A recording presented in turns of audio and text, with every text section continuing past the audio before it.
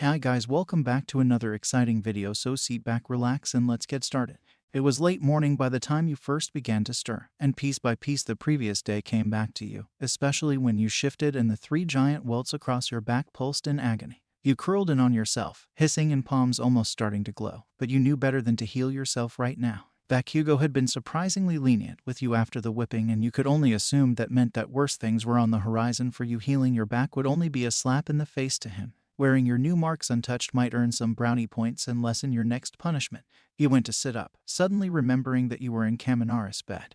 But he was nowhere to be seen. His side of the bed was long, cold, and made up. You hadn't even felt him leave. Slowly, you got out of bed, making your side as well as you could before heading for a wardrobe. Maybe he had some sweatpants you could borrow. Blood had pretty much fused the t-shirt to your back, so changing that without soaking in some water first wasn't going to happen, but you wanted to cover your legs, a small comfort and false protection, but you wanted it anyway. You smiled as a pair of sweatpants revealed themselves to you almost instantly. A little too big, but they had a drawstring, and if you pulled it enough it stayed on your hips. With the cuffs rolled up, you could walk around with no problems. Although your feet throbbed from their sprint in ridiculous shoes, you wondered if that was planned at all. Maybe they knew you'd slip up. Did they know you'd recognize Izuku and break the rules? You shook your head of the night, of Izuku, and of those damn heels. Within a few minutes you were dressed, and now all that was left to do was leave the room and figure out what you were supposed to do. Or should you stay in here and wait? Surely at least Kaminari and Bakugou knew you were in here. Kirishima and Siro would too, right? A wave of guilt crashed over you at the thought of your dark-haired captor. What would he think about you spending the night in here? Would he think you and Kaminari had been intimate, just as everyone assumed you and Siro had been for innocently sharing a bed? And would he even look at you after everything that happened last night? He'd been responsible for you, and you hadn't seen him since he had performed Bakugou's punishment on you. You hoped he'd been left alone. Your whirlpool of thoughts abruptly ended as the door handle turned, pushing open to a large figure of red. Kirishima, not the last of the four that you'd hoped to see, but definitely not one of the first. A cautious look crossed his face before he smiled, looking down at the modified sweatpants with amusement. Hey baby, already dressed for the day, huh? How you feeling, sweetheart? His big toothy grin did nothing to make you feel that he was being friendly. It felt far too saccharine as he stepped in. You stepped back on instinct, seeming to make Kirishima stall slightly, a glimmer of something dark in his eyes, something playful. Why was he in Kaminari's room? Why wasn't the blonde coming to check on you? What happened to him? Was Bakugou punishing him for protecting you last night? The redhead loudly sighed, taking your attention away from yet another spiral of thoughts and putting you back on your guard. The glimmer in his eye was gone, but it didn't take away the growing unease. Out of the four of them, he was right up there with Bakugou for trust. He had been the only one to push boundaries since you'd been let out of the cell. He was too friendly, not to mention he had nearly screwed you on his desk if Bakugou hadn't stormed in. This was the first time you were alone with him again in a bedroom with the only exit barred by his large frame. Was this your punishment? Would he try to touch you again like he had in his office? Would anyone come and stop him? When you didn't answer him, he tilted his head, a small frown on his face at your growing panic. You don't look so good there, sweetheart. Why don't I take you to the bathroom?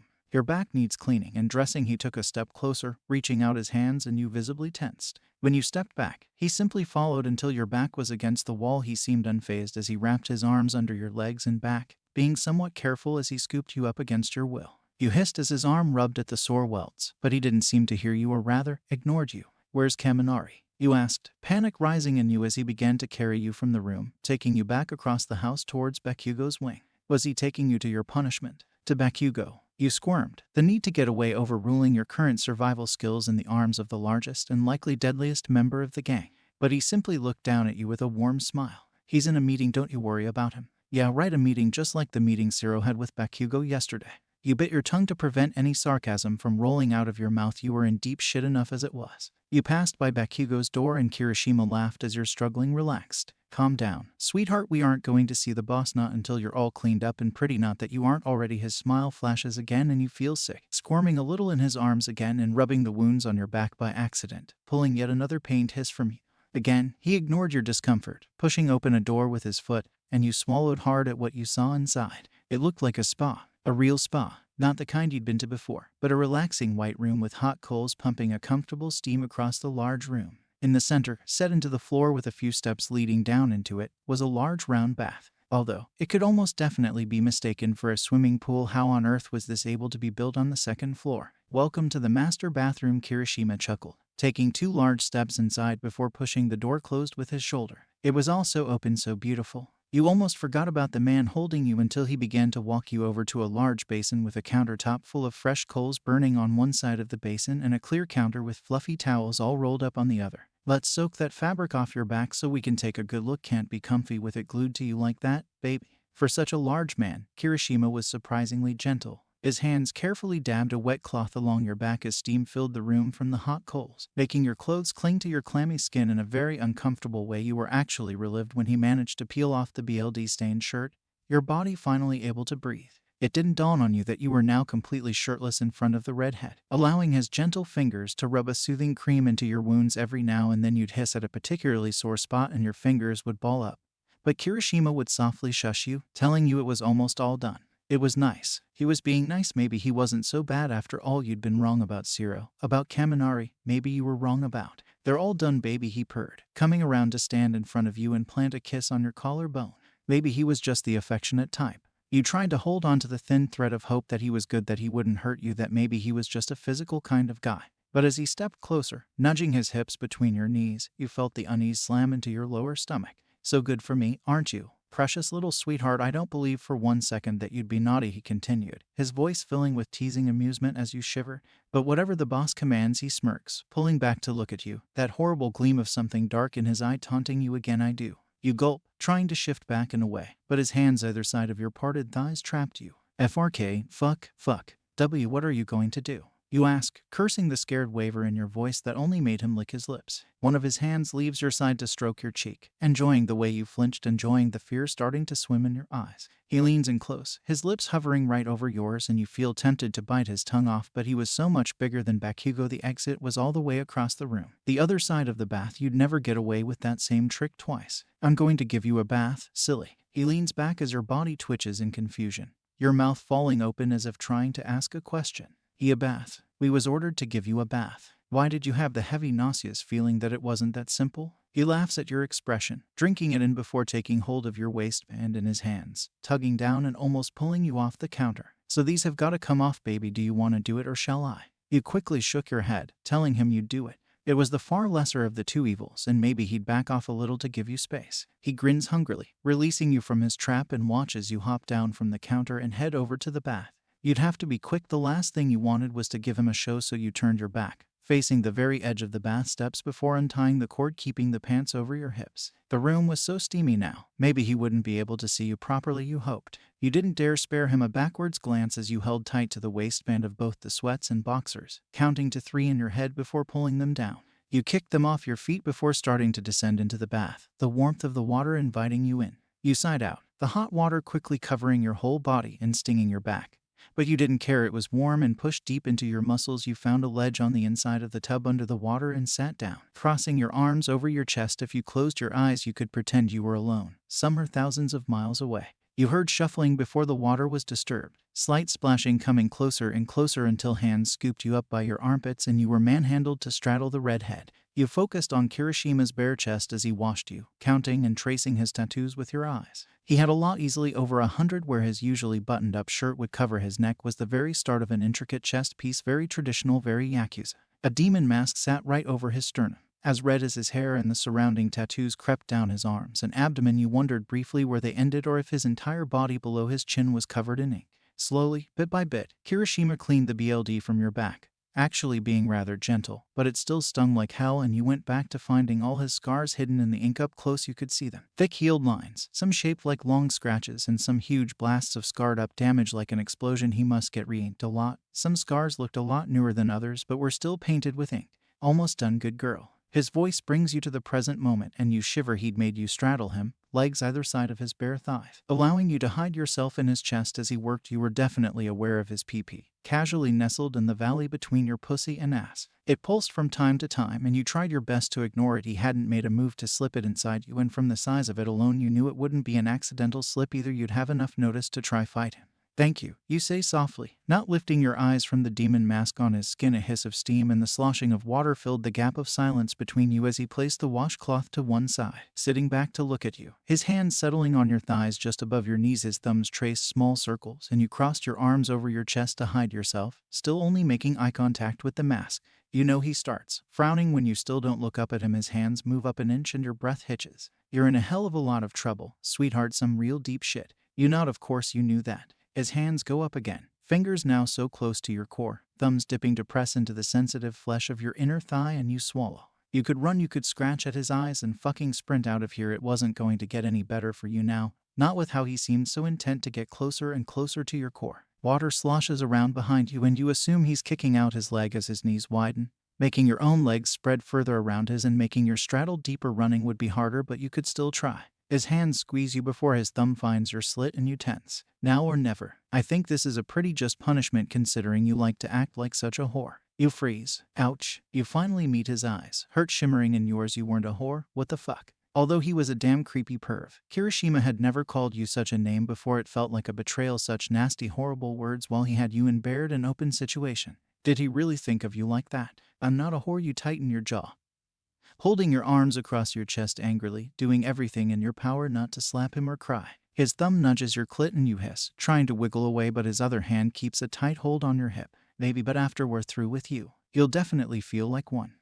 Isn't that right, boss? Water sloshes again behind you and you feel your stomach drop as two more hands reach for you, sliding around your waist to pull you into a waiting bare chest. You look up, feeling one of the new hands wrap around your throat. It felt like that first day all over again, seeing Bakugou grinning darkly down at you from behind. Pressing your head back into his chest with his hand squeezing at your throat, you tried to gulp back the panicked whimper that threatened to come out, and he laughed, feeling the action stall under his fingers. Yeah, that's right, that look you're giving me right now. The hand not on your throat wraps itself into your hair, pulling at the back of your scalp, and you wince, tears already prickling at your eyes. That's not even close to what I want to see. He glances up to Kirishima, who you can't see from your head being tilted back, but you feel what he does. With new permission, he sinks two fingers into your cunt and you whimper, closing your eyes to hide the way your tears spill over it, hurt body and soul. So warm and tight, Kirishima purrs, scissoring his fingers to give you a painful stretch, his non-offending hand releasing your thigh to push at your hip, slipping his PP free from being pinned under you.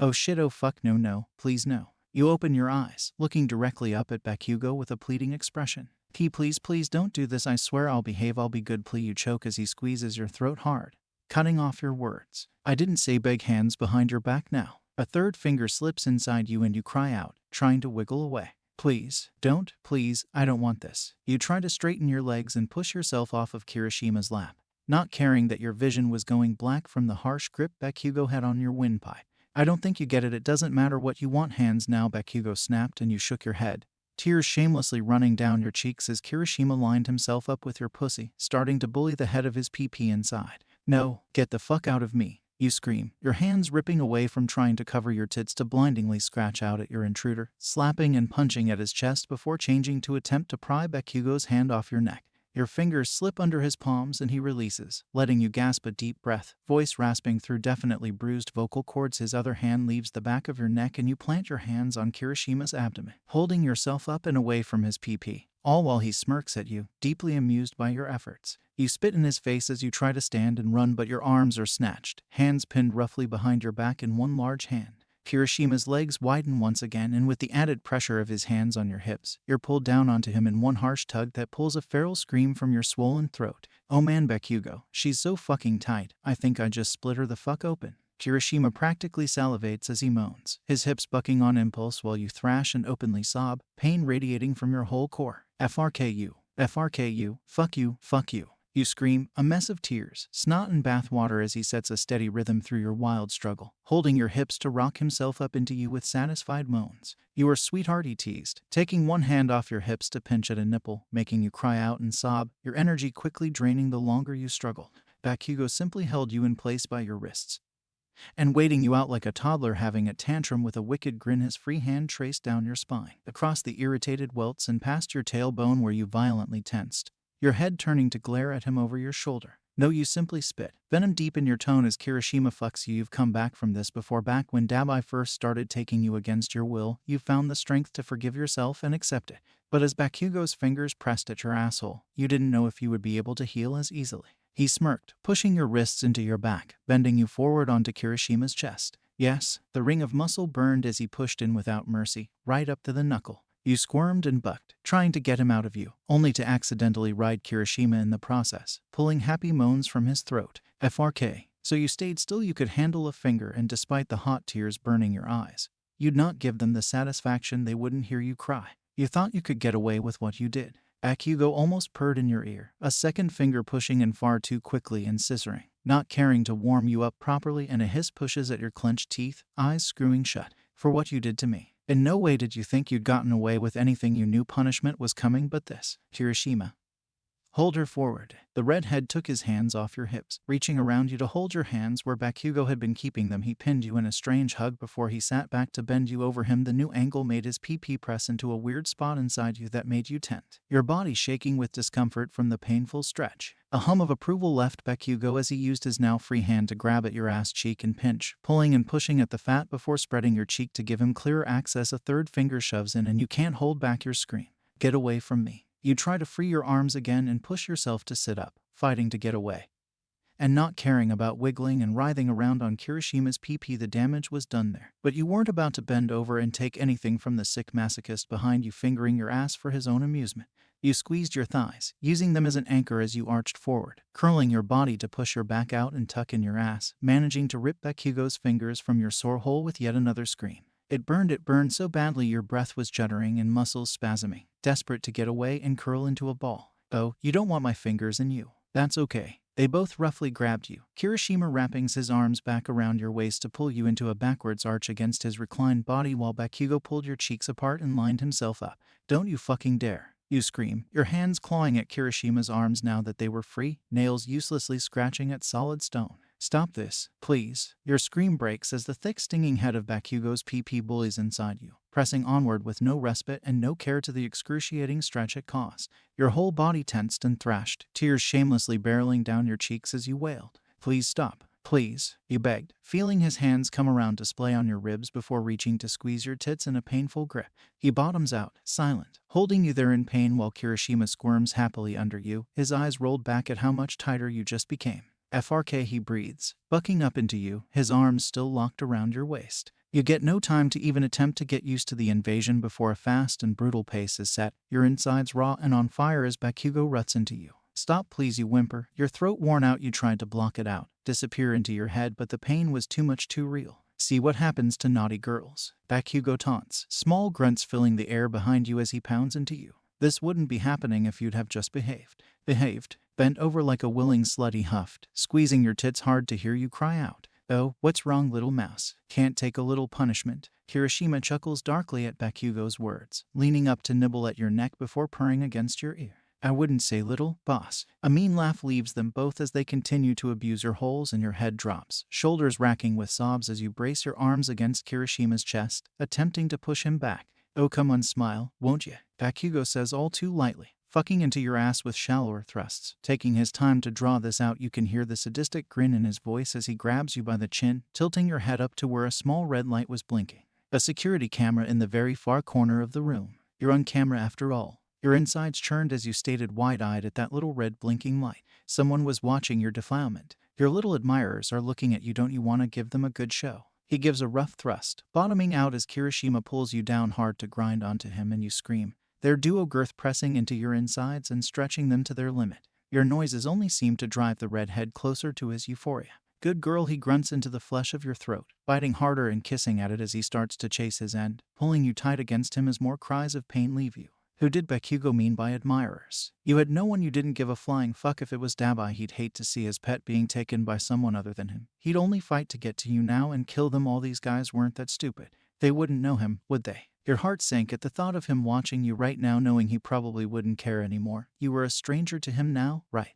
So that left Zero and Kaminari. He said admirers, plural. Your eyes closed as your face fell. Losing all strength the second Bakugou let your chin go. Instead of holding your body, he chose to wrap his hands around each of your wrists and pull hard, yanking you to meet his thrusts. You're not special. You don't get to avoid punishment, he growls out and finally moans as he slams deep into you over and over. It's the first real moan he's let slip this entire time. Oh damn, I'm so close, Gonna fill this tight little cunt right up, Kirishima moans, his sharp teeth biting hard enough to break the skin of your shoulder as he hurriedly chases the edge. The pain of the bite melded with the rest, becoming a blur of numb agony the longer it went on. Just come already, let it be over with. Your body simply ragdolls in their grip, the fight finally completely drained from you. They won. You lost. Awa broken already. What a shame. Bakugou sucks his teeth, sounding annoyed as he lets go of your arms and pulls out of you, letting Kirishima take full control of your body on his, rocking up into you harder and harder until you feel him stall and a deep groan leaves his throat. You feel heat inside you as he pulses and hold back the urge to vomit.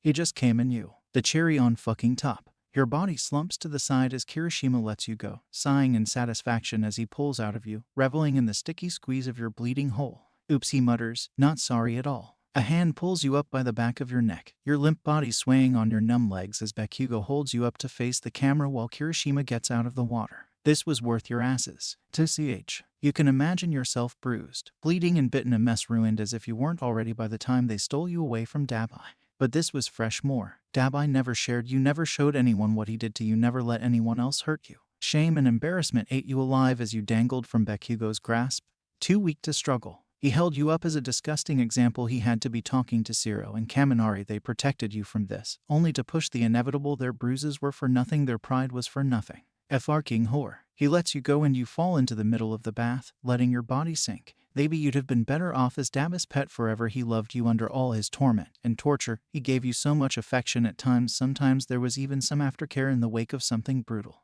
No such aftercare was promised here as you sank to the bottom of the bath, the BLD on your neck and thighs drifting upward as they washed away from you. Bakugou's legs moved, getting out of the water and leaving you alone under it, and the water stilled around you. He'd let you die now. After that, one last show of revenge for whatever Dabai had done to them. No, why should you suffer for that? You tried to sit up, swim up and break the surface, but your body wouldn't cooperate, weakened from your struggling. Your limbs were too heavy to lift, even underwater. Shit, you were doomed to drown.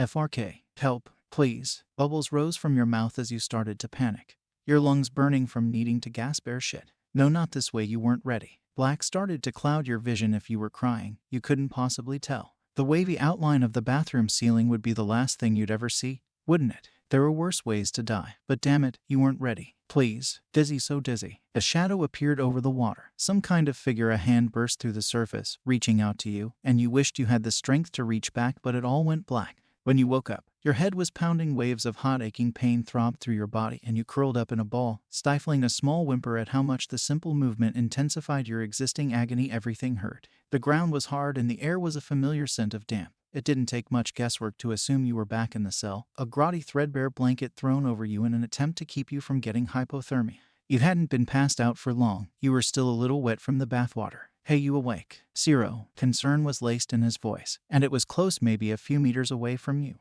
He was here had he pulled you out. You considered answering, but your throat was red raw from screaming. You doubted a single sound would come out of you right now, and your body hurt too much to move to look at him. You simply curled into a tighter ball, eyes screwed shut to hold off more tears. It was a good enough answer for him, and a few echoing footsteps later, a gentle hand rested on your shoulder. I'm sorry. Sorry? Why was he sorry? It was you who had yet to apologize to him. With a wince, you force your body to move, to unfurl and find his face in the gloomy light of the room, shaking your head, hoping he would understand. You didn't trust your voice to come through, but you had to try. No, Zero, don't apologize. You began to speak, your words scratchy and hoarse when a door slammed open and you immediately curled back up, hands balling at the sheet over you to hold it tight, trying to make your whole body small. Oi, she awake yet? Bakugou. Your breathing picked up, eyes prickling again. You had your back to him, and a growing paranoia of his hands on you had you feeling ghost sensations of his fingers grazing your back, but you hadn't heard him come closer. It was all in your head. You knew that, but it didn't stop the rising panic. Show me, he said plainly,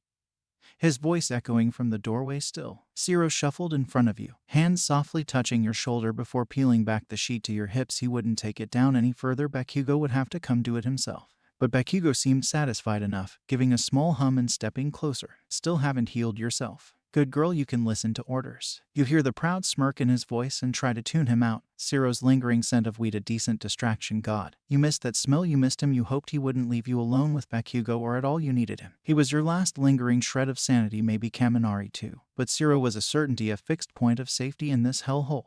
You wanted to reach for him, but Bakugou's voice interrupted you, startling you with an agitated sigh. As naughty as you've been, you've earned that small privilege just this once. Heal yourself. Was he joking? A test? You didn't dare to move. Why would he want you to use your quirk? More to the point, why would you use it when he commanded? He could force your body, but your quirk was something that was yours, something under your control. He may tell you not to use it, but he can go to hell for commanding you to use it now, especially when you could barely keep your eyes open. Only the coursing adrenaline from your fear was keeping you conscious right now. I don't like broken toys, so heal yourself now or I'll take away your choice forever. Still got some vials of quirk erasure serum from when we raided the Shy Hasekai. The threat was half-hearted, a taunt at best as his patience waned.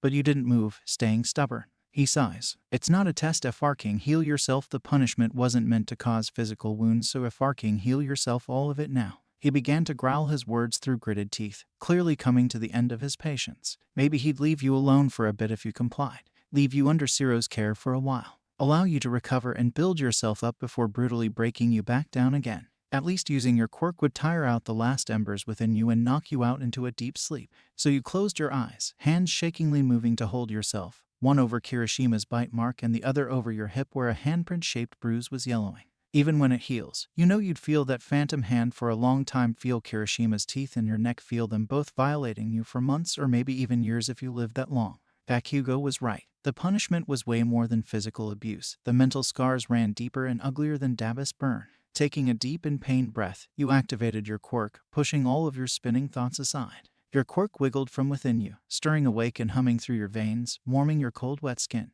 The men watched as golden light spilled from under your fingers, small and dim at first, but glowing brighter by the second and spreading one by one. The injuries they could see lit up, burning a deep golden color that seemed to pulse, a soft high vibration singing from your skin, almost like a choir in a distant church. The glowing lingered for a long time.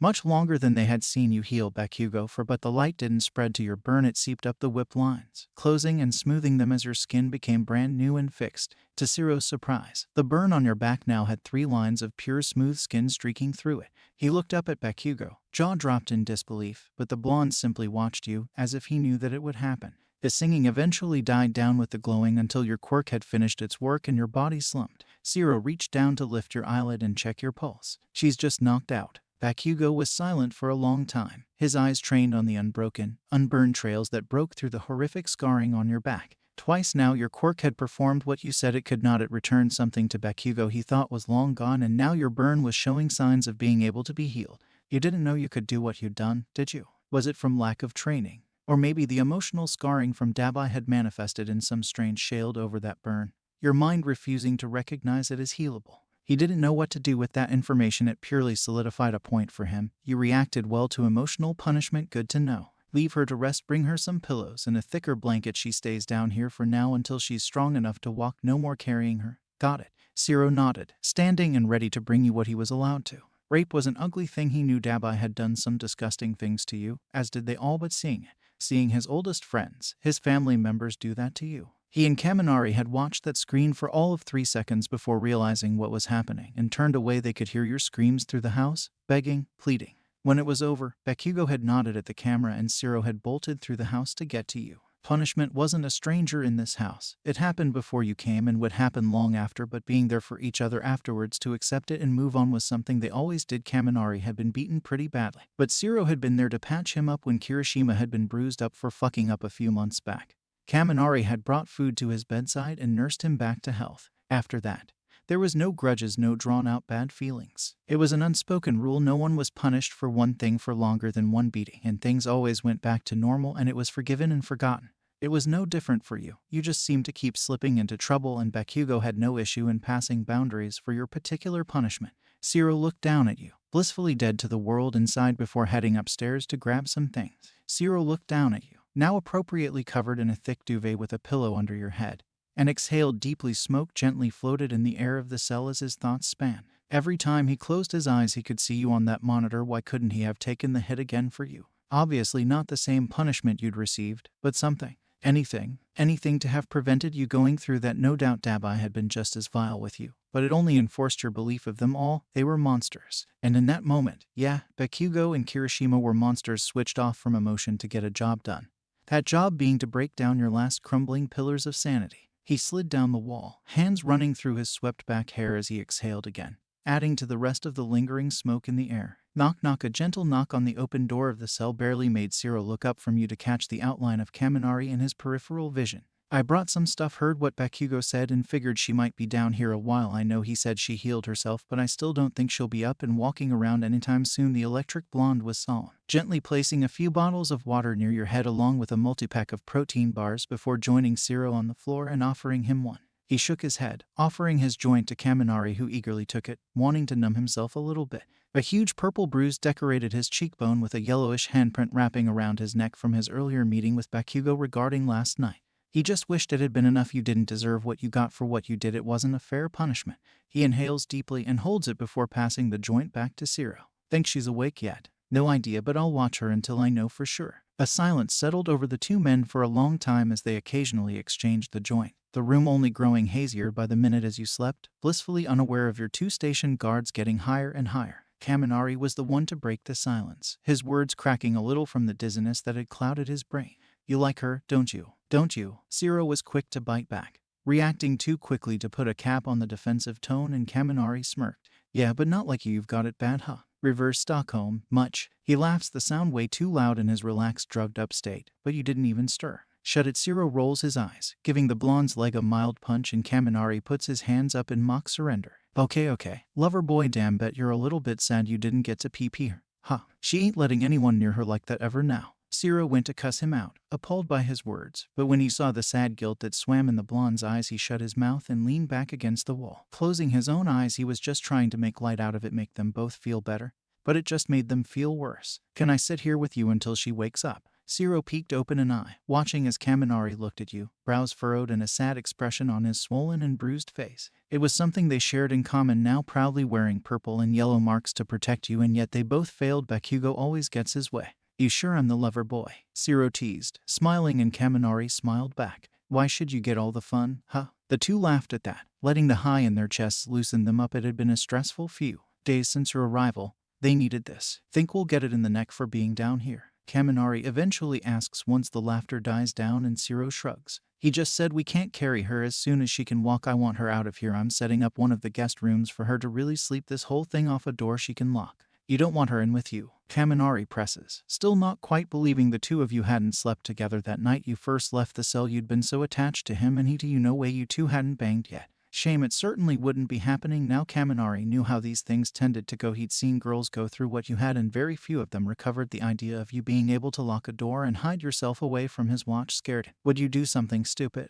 A locked door was an awful idea. You needed to be watched like a hawk right now. Zero simply shook his head. I won't force her to do anything or go anywhere but her own space. She's not gonna want anyone around her for a long time, is she? Kaminari shrugged. I think it's a bad idea to leave her on her own, though. His words were interrupted by laughter, eyes wide as Zero threw back his head. What? Kaminari snapped, confusion creasing his face as Zero's laughter died down, and he rubbed at his BLD-shot eyes. Dabai. She's survived Dabai for months, maybe years for all we know, and this is what's gonna throw her over the edge. She's got a will to fight and survive. She'll be okay. She just needs space from everyone. Kaminari rolled his eyes, punching Zero's shoulder with a tired sigh. Geez, and they call me the idiot of the group. Trauma isn't like a muscle that gets stronger the longer you put it through a workout. It's like swimming in the ocean during a storm. Sometimes you kick up enough to get a decent breath of air only to get smacked back under by a wave. How many times can you fight to the surface before you give up and realize no one is coming to rescue you? She doesn't need space, she needs reassurance. Things will get better. Zero's eyes were wide as he listened to Kaminari, taking a brief look at his joint before back up to the blonde. Dude, does this shit give you a brain or something? Shut up, you know I'm right. And he probably was, but right now, all they could do was sit and wait for you to wake up and hope things would get better. For your sake. It was as if you'd completely shut down over the next few days. Zero's idea of leaving you to recover on your own had completely shattered, and he had become your personal caretaker while you had inwardly retreated from the world he fed you. Made sure you drank at least 2 bottles of water a day, and even helped you to the small toilet in the corner of the cell, doing his best not to carry you or touch you too much. You flinched at every small movement that was too close to you, curling up and vanishing into your head. Behind your eyes, you were just gonna shell, a robot performing basic tasks to function when you were spooked. Now, you buried yourself into the blanket most of the time, hours passing by like seconds as you replayed the incident in your head over and over and over, thinking of all the ways you could have avoided it, how you could have fought back better, how you could have avoided it to begin with. Bakugou had given you a choice. You saw that now. If you'd have kissed him, gone to bed with him that night, you wouldn't be lying here feeling broken and used and worthless. It wouldn't have been all that bad. He seemed gentle, willing to let you take some control before you ruined it and tried to escape like the idiot you were. What did you think was going to happen? Stupid. Kaminari had gotten hurt too because of you, stupid. Everyone you ever cared about either left you or died because of you, stupid. You felt like a lost child, and the realization was bittersweet when you recalled what he used to affectionately call you, kid. You smothered yourself in the sheets, trying to remember what it felt like in his embrace, barely registering the 2 men taking care of you outside of your blanket shield. Whenever Shiro needed sleep, Kaminari would step in and watch you. He wouldn't feed you or make you move, but he was there in case you needed him. Every now and then a few silent tears would run down your cheeks and he would turn away to give you privacy in those moments. The two did it all in the name of guarding their prisoner whenever Bakugou questioned them, but you were out of sight and out of mind for him most of the time. He had other matters to deal with, specifically Deku. The bastard wanted more money for the commission, more cash to buy dirty cops to keep his nose officially clean on the record, being the #1 hero in all. Kirishima had been jumped by Ida on a simple trip to the store, just about winning the scuffle and avoiding a new bullet hole through his shoulder thanks to his quirk. Ida had limped away with a broken jaw and several fractured ribs. Something that Deku didn't take lightly. War was brewing between them, and with Dabai going very quiet since your departure from him, Bakugou was only growing more stressed. You were insignificant compared to everything else happening around him, an annoying blip, a distraction. He thought about killing you. However, your quirk was rather useful. You broke easily, too. He could use that to his advantage. But he could see how distracted Shiro was, how quiet Kaminari was. It wouldn't be good to have their heads foggy if something kicked off with Deku. They all needed to be on high alert. "Whatcha thinking?" Kirishima asked, leaning back in the leather armchair in the corner of Bakugou's study, twirling a pencil between his fingers to keep himself distracted. He wanted to go finish the job with Ida, trash Deku's hideaway for thinking they had the balls to start a war with them, but letting him off the leash was the last thing Bakugou was going to do if war had yet to begin. Letting Kirishima loose would only assure BLDs spilled on both sides with no backing out. Not that Bakugou was the kind of man to back out of anything.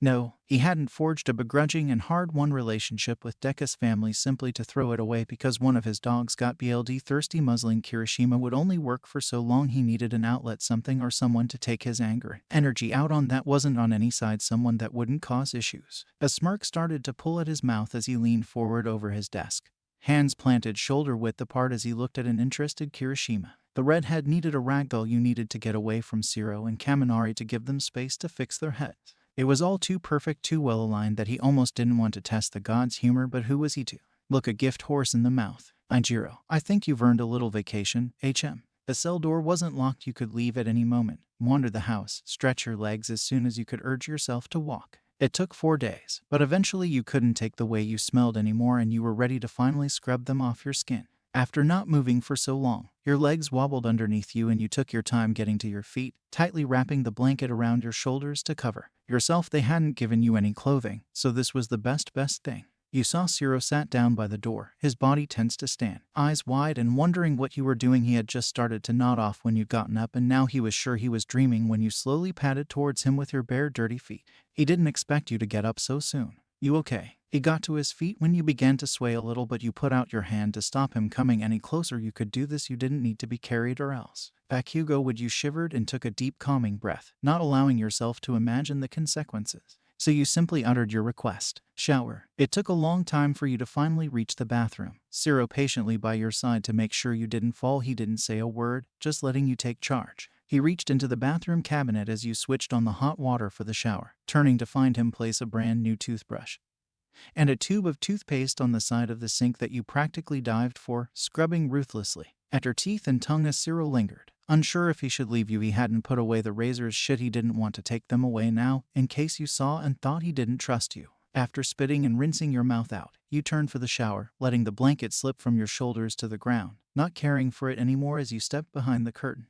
Your hands splayed on the wall, steadying yourself as the hot water poured down your back, pinking your skin. But you didn't care. It burned them off of you, peeled away their fingerprints and washed away any trace of their claim on you. Although you were fully healed, you still felt the burning stretch of them, like ghosts haunting you. The memory of their suffocating grip as they held you in place to do what they wanted was palpable. It squeezed your chest, your lungs aching with a need to breathe deeply. But all you could take were shallow, quick breaths, the edges of your vision sparkling. No. Your knees buckled, throat clogged and lungs spasming. Shit, you were falling. And suddenly not. "Whoa, I've gotcha." Careful hands steadied you as Shiro stepped into the shower with you. Still fully dressed with his arms wrapping around you, he held you from behind, staying around your ribs to keep you from falling and finally sinking to the ground with you when your knees officially gave out, still hyperventilating.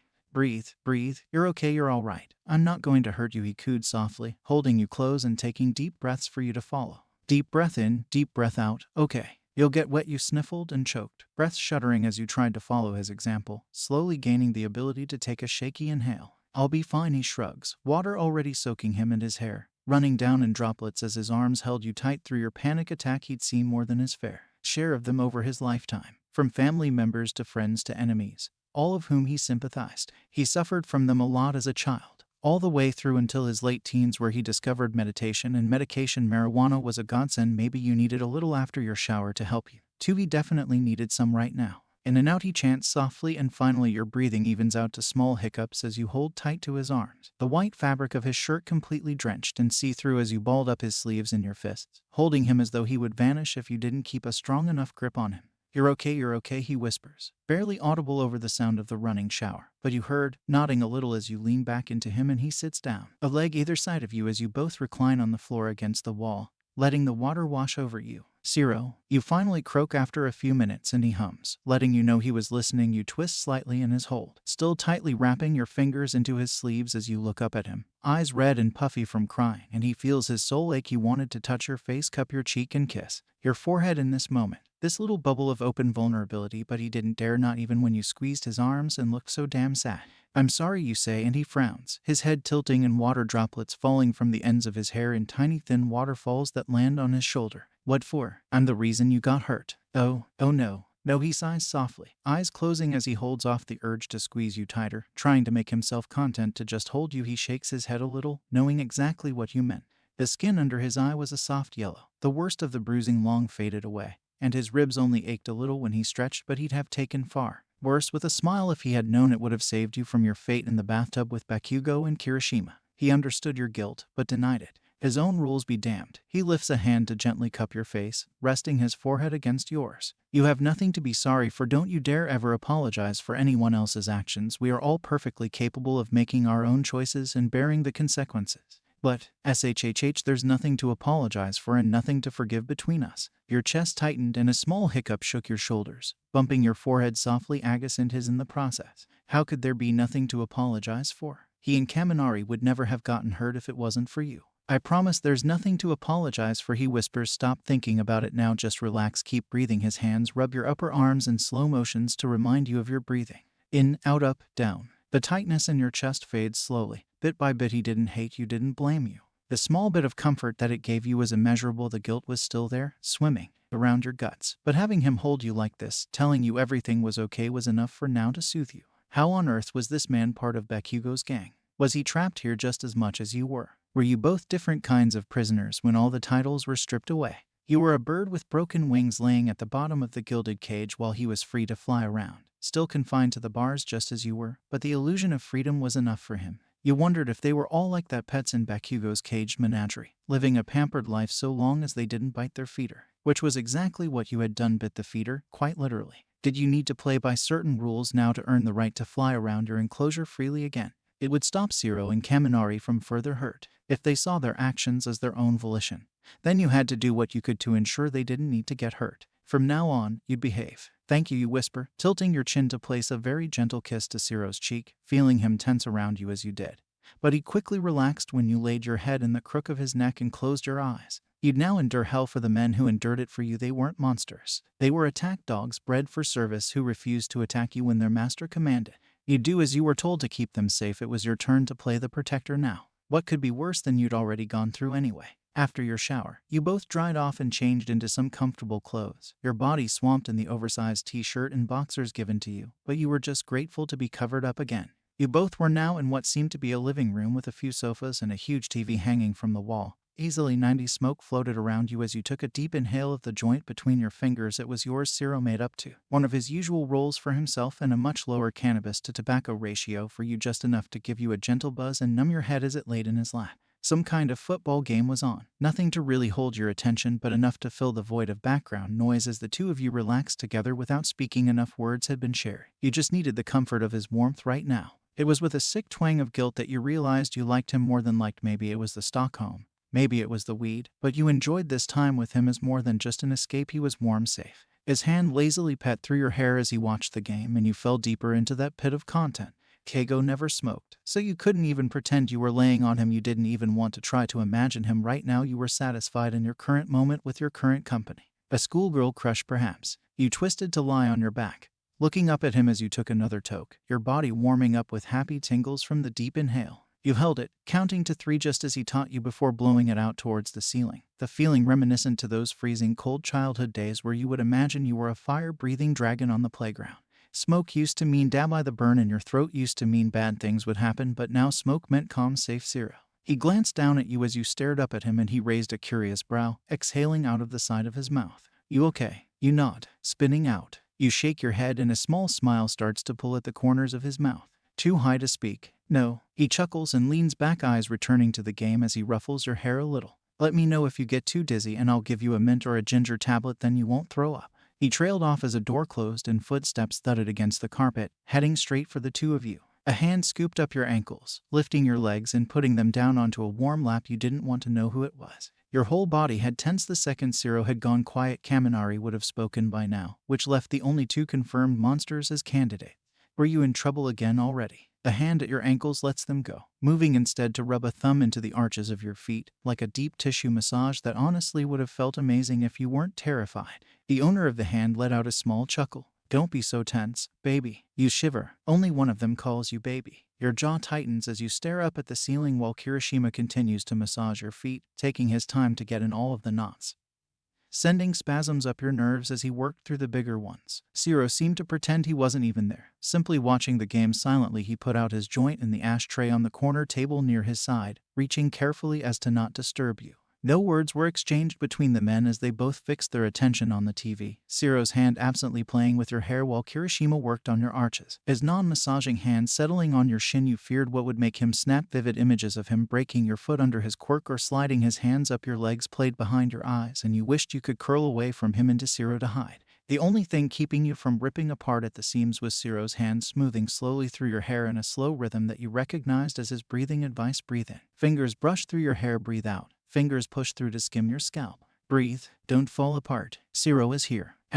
Baby. Have you ever been to Shikoku? You jump as Kirishima finally speaks again, his voice far louder than the TV. Shikoku. No, you say through a very dry throat, blaming it on the joint. It took the edge off, though, and you wondered if you would actually throw up from fear if you were completely sober. He switches feet as he hums thoughtfully. You glance down at him to see his smile, a hint of something else behind the sunny expression as he continues that you barely catch through the spinning of your head. Maybe you actually would throw up. You haven't. Well now, aren't you lucky that I've got 2 tickets for a little getaway to Shikoku in 2 days? A whole week away from all this stress, just you and me. Yep, you were going to vomit. You'd rather die than be anywhere alone with this man. What the hell had brought this on? You squirmed in Zero's lap, turning into your side rather than on your back in case you did throw up. You felt Zero shift and glanced up to see him with narrowed eyes aimed at Kirishima as he reached into the pocket to find you a mint. You took it quickly and threw it into your mouth, crunching it and instantly feeling your stomach settle just a little, but it was enough to kick the urge to be sick. Since when do you have tickets to Shikoku? He asked, and Kirishima grinned. Bakugou thought I could use a holiday. This was Bakugou's idea. Why does she have to go with you? Zero snapped, and you blinked up at him. He was getting bolder and bolder in his defense. This couldn't end well. Kirishima's face darkened for a moment, not liking Zero's tone or the way his narrowed eyes had turned into a glare, rolling his head to crack his neck. His quirk stippling across his neck. He was still antsy from it as Zero was putting himself in the dead center of his crosshairs. Shit, please, don't fight. You sit up, taking yourself away from the safety of Zero's lap, handing him your half-finished joint before turning to face Kirishima. Your feet still held in his lap, you hug your knees and give him your full attention, trying to ignore the way his interest was definitely sparked. At least his quirk had settled down and Zero wasn't a target anymore. Shikoku sounds really nice. It didn't. But damn it, you didn't have a choice and you weren't about to let Zero take a hit because of you. You wanted to parrot his words back to him when you heard him try to tell you that you didn't have to, but we are all perfectly capable of making our own choices and bearing the consequences, and this was your way of keeping him safe this time. Kirishima seemed a little taken back, eyes wide as they flicked between you and Zero before he smirked, leaning closer to you. It does, doesn't it? If you're a good girl, maybe I'll take you on a hike. We can go to an onsen. I'll buy the place out so it's just you and me. His hands slid up your legs, stopping at your knees. You bit back the disgusted shiver that went through you at the idea of being naked in water around him ever again, but a high. Kirishima didn't have a flashy quirk. He could take a punch, and that was it. If you snuck away, he wouldn't be able to find you easily. This could be your chance. You swallowed your pride and fear. Sounds good. The soft rolling of a knife on a chopping board was almost meditative as you watched Zero cut up some chicken, barely present as your mind swam with the anxiety of the looming trip to Shikoku. It couldn't be anything good for you, not if it was Bakugou's idea. Maybe Dabai was close to finding you and he needed to get you away from the hideout for a while. Maybe he thought you'd be better off dead and killing you, and hiding your body would be easier in Shikoku. How would Kirishima do it? And what would he do to you before he killed you? You stared blankly at the potatoes in front of you, a peeler in your limp grasp after Ciro had urged you to come help him cook. Of course, you weren't allowed near the knives. But a peeler wouldn't kill anyone, and it would be incredibly stupid of you to try. Ciro watched as occasionally your fingers would go lax around a half-peeled potato and you'd disappear off into your head for a while before coming back and finishing it. He had hoped food prep would be a nice distraction, but you obviously needed something more. You needed a better distraction. He wasn't a talkative person at the best of times. He couldn't just ramble off a story or spout some random crap for the sake of talking. That was Kaminari's element. But he could do one thing, even if he really didn't like to do it in front of other people. But you needed it. White lips, pale face, breathing in snowflakes, burnt lungs, sour taste. He started to softly sing, but you didn't move, seeming to be lost in your head again. For a moment he kept going. Lights gone, days end, struggling to pay rent, long nights, strange men. You put down the potato you finished and reached for the next when you seemed to register he was saying something. No, not saying, singing. And they say, she's in the class at team, stuck in her daydream. Been this way since 18. But lately her face seems slowly sinking, wasting, crumbling like pastries. And they scream, the worst things in life come free to us. You lift your head to find him peeking at you from the side of his vision. A small smile tugging at the corner of his mouth to give a crooked smile when he saw your eyes light up just a little. Definitely worth it. Cause we're just under the upper hand. And go mad for a couple grams. And she don't want to go outside tonight. And in a pipe she flies to the motherland. Or sells love to another man. It's too cold outside for angels to fly. Angels to fly. It wasn't the most uplifting song in the world. A guitar melody usually hid most of the sorrow and pain in the words, and singing that song in particular might have been a little harsh.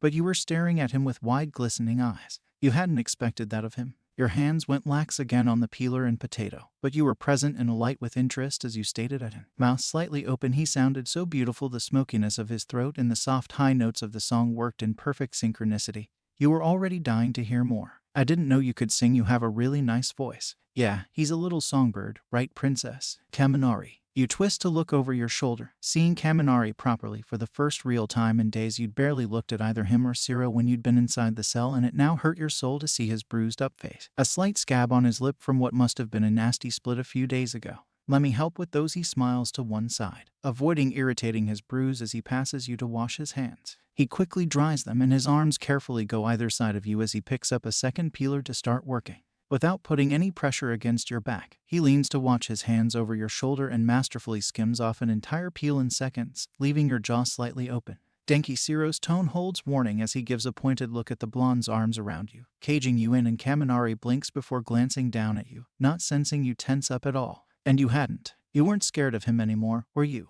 You had been on the verge of smiling when he'd walked into the kitchen, looking bright and refreshed almost, despite the BLD-shot appearance of your eyes. Up close he could smell you'd been smoking, and maybe that explained why you were so relaxed between his arms. And you were. Deep down it felt nice to be like this. It felt almost the same as when you had laid your head in Ciro's lap while he stroked your hair, warm, safe. It was hard to explain. You felt it way more when touching Ciro, but Kaminari was stirring that same feeling. You looked up between the two, unsure of how to tell them it was okay, but was it?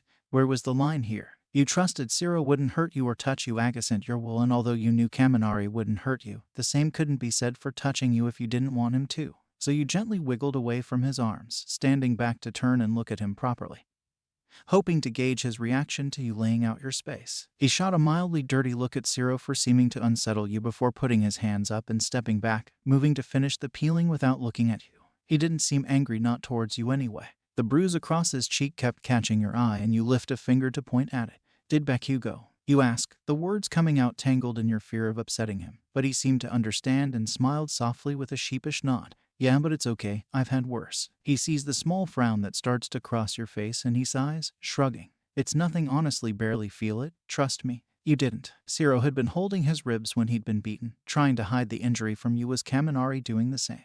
You take a small step towards him, closing the distance between you before touching his forearm, and he seems confused at first until a soft glow starts to peek out from your palm. His body tingled with a warm hum, his bones and nerves vibrating as your quirk seeped through him, touching all of his scratches, scuff and bruises, and you gasped softly when you felt a surge of vibration reach the left-hand side of his abdomen, bruising a lot of it. Had he been kicked in the stomach? Stop. Your hand was wrenched away, held by the wrist in the air as Kaminari panted, his eyes wide with fear. But you already knew this game. You knew how to keep them out of trouble. Don't worry, I left the surface damage. The deep tissue has healed. Your stomach. You trailed off, Feeling your throat tighten, the man had taken so much pain in exchange for defending you, it was only fair to take what you could of it away. Why? He asks, his hand still wrapped around your wrist. Eyeing the dying glow of your fingertips, it was a delicious sensation that he wished he could indulge in. Did he even have to be hurt for your quirk to seep through him? He wanted more of it, but not when Bakugou could check his handiwork any minute and punish you all. I had to do something. I couldn't just stand by while there was something I could do to help. Your voice was small. His grip on your wrist lessens and your hand slides through his palm before getting nestled in his lax grip,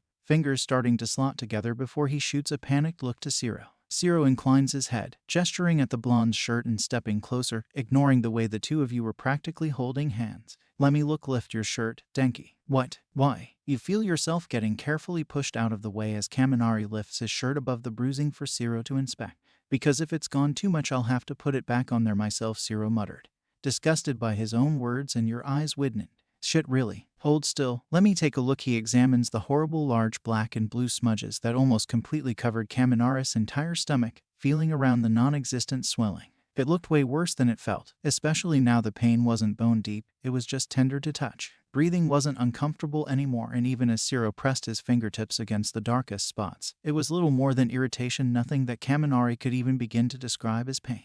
It looks okay, Zero nods, seeming happy enough that it didn't look artificially healed, and Kaminari grinned, eyes closed in bliss. It feels amazing. His eyes open, finding you looking relieved. Bakugou may not notice you'd used your quirk without his permission. Kaminari's grin softened to a genuine smile, letting his shirt drop back over his stomach, eyes focused on you. You're amazing.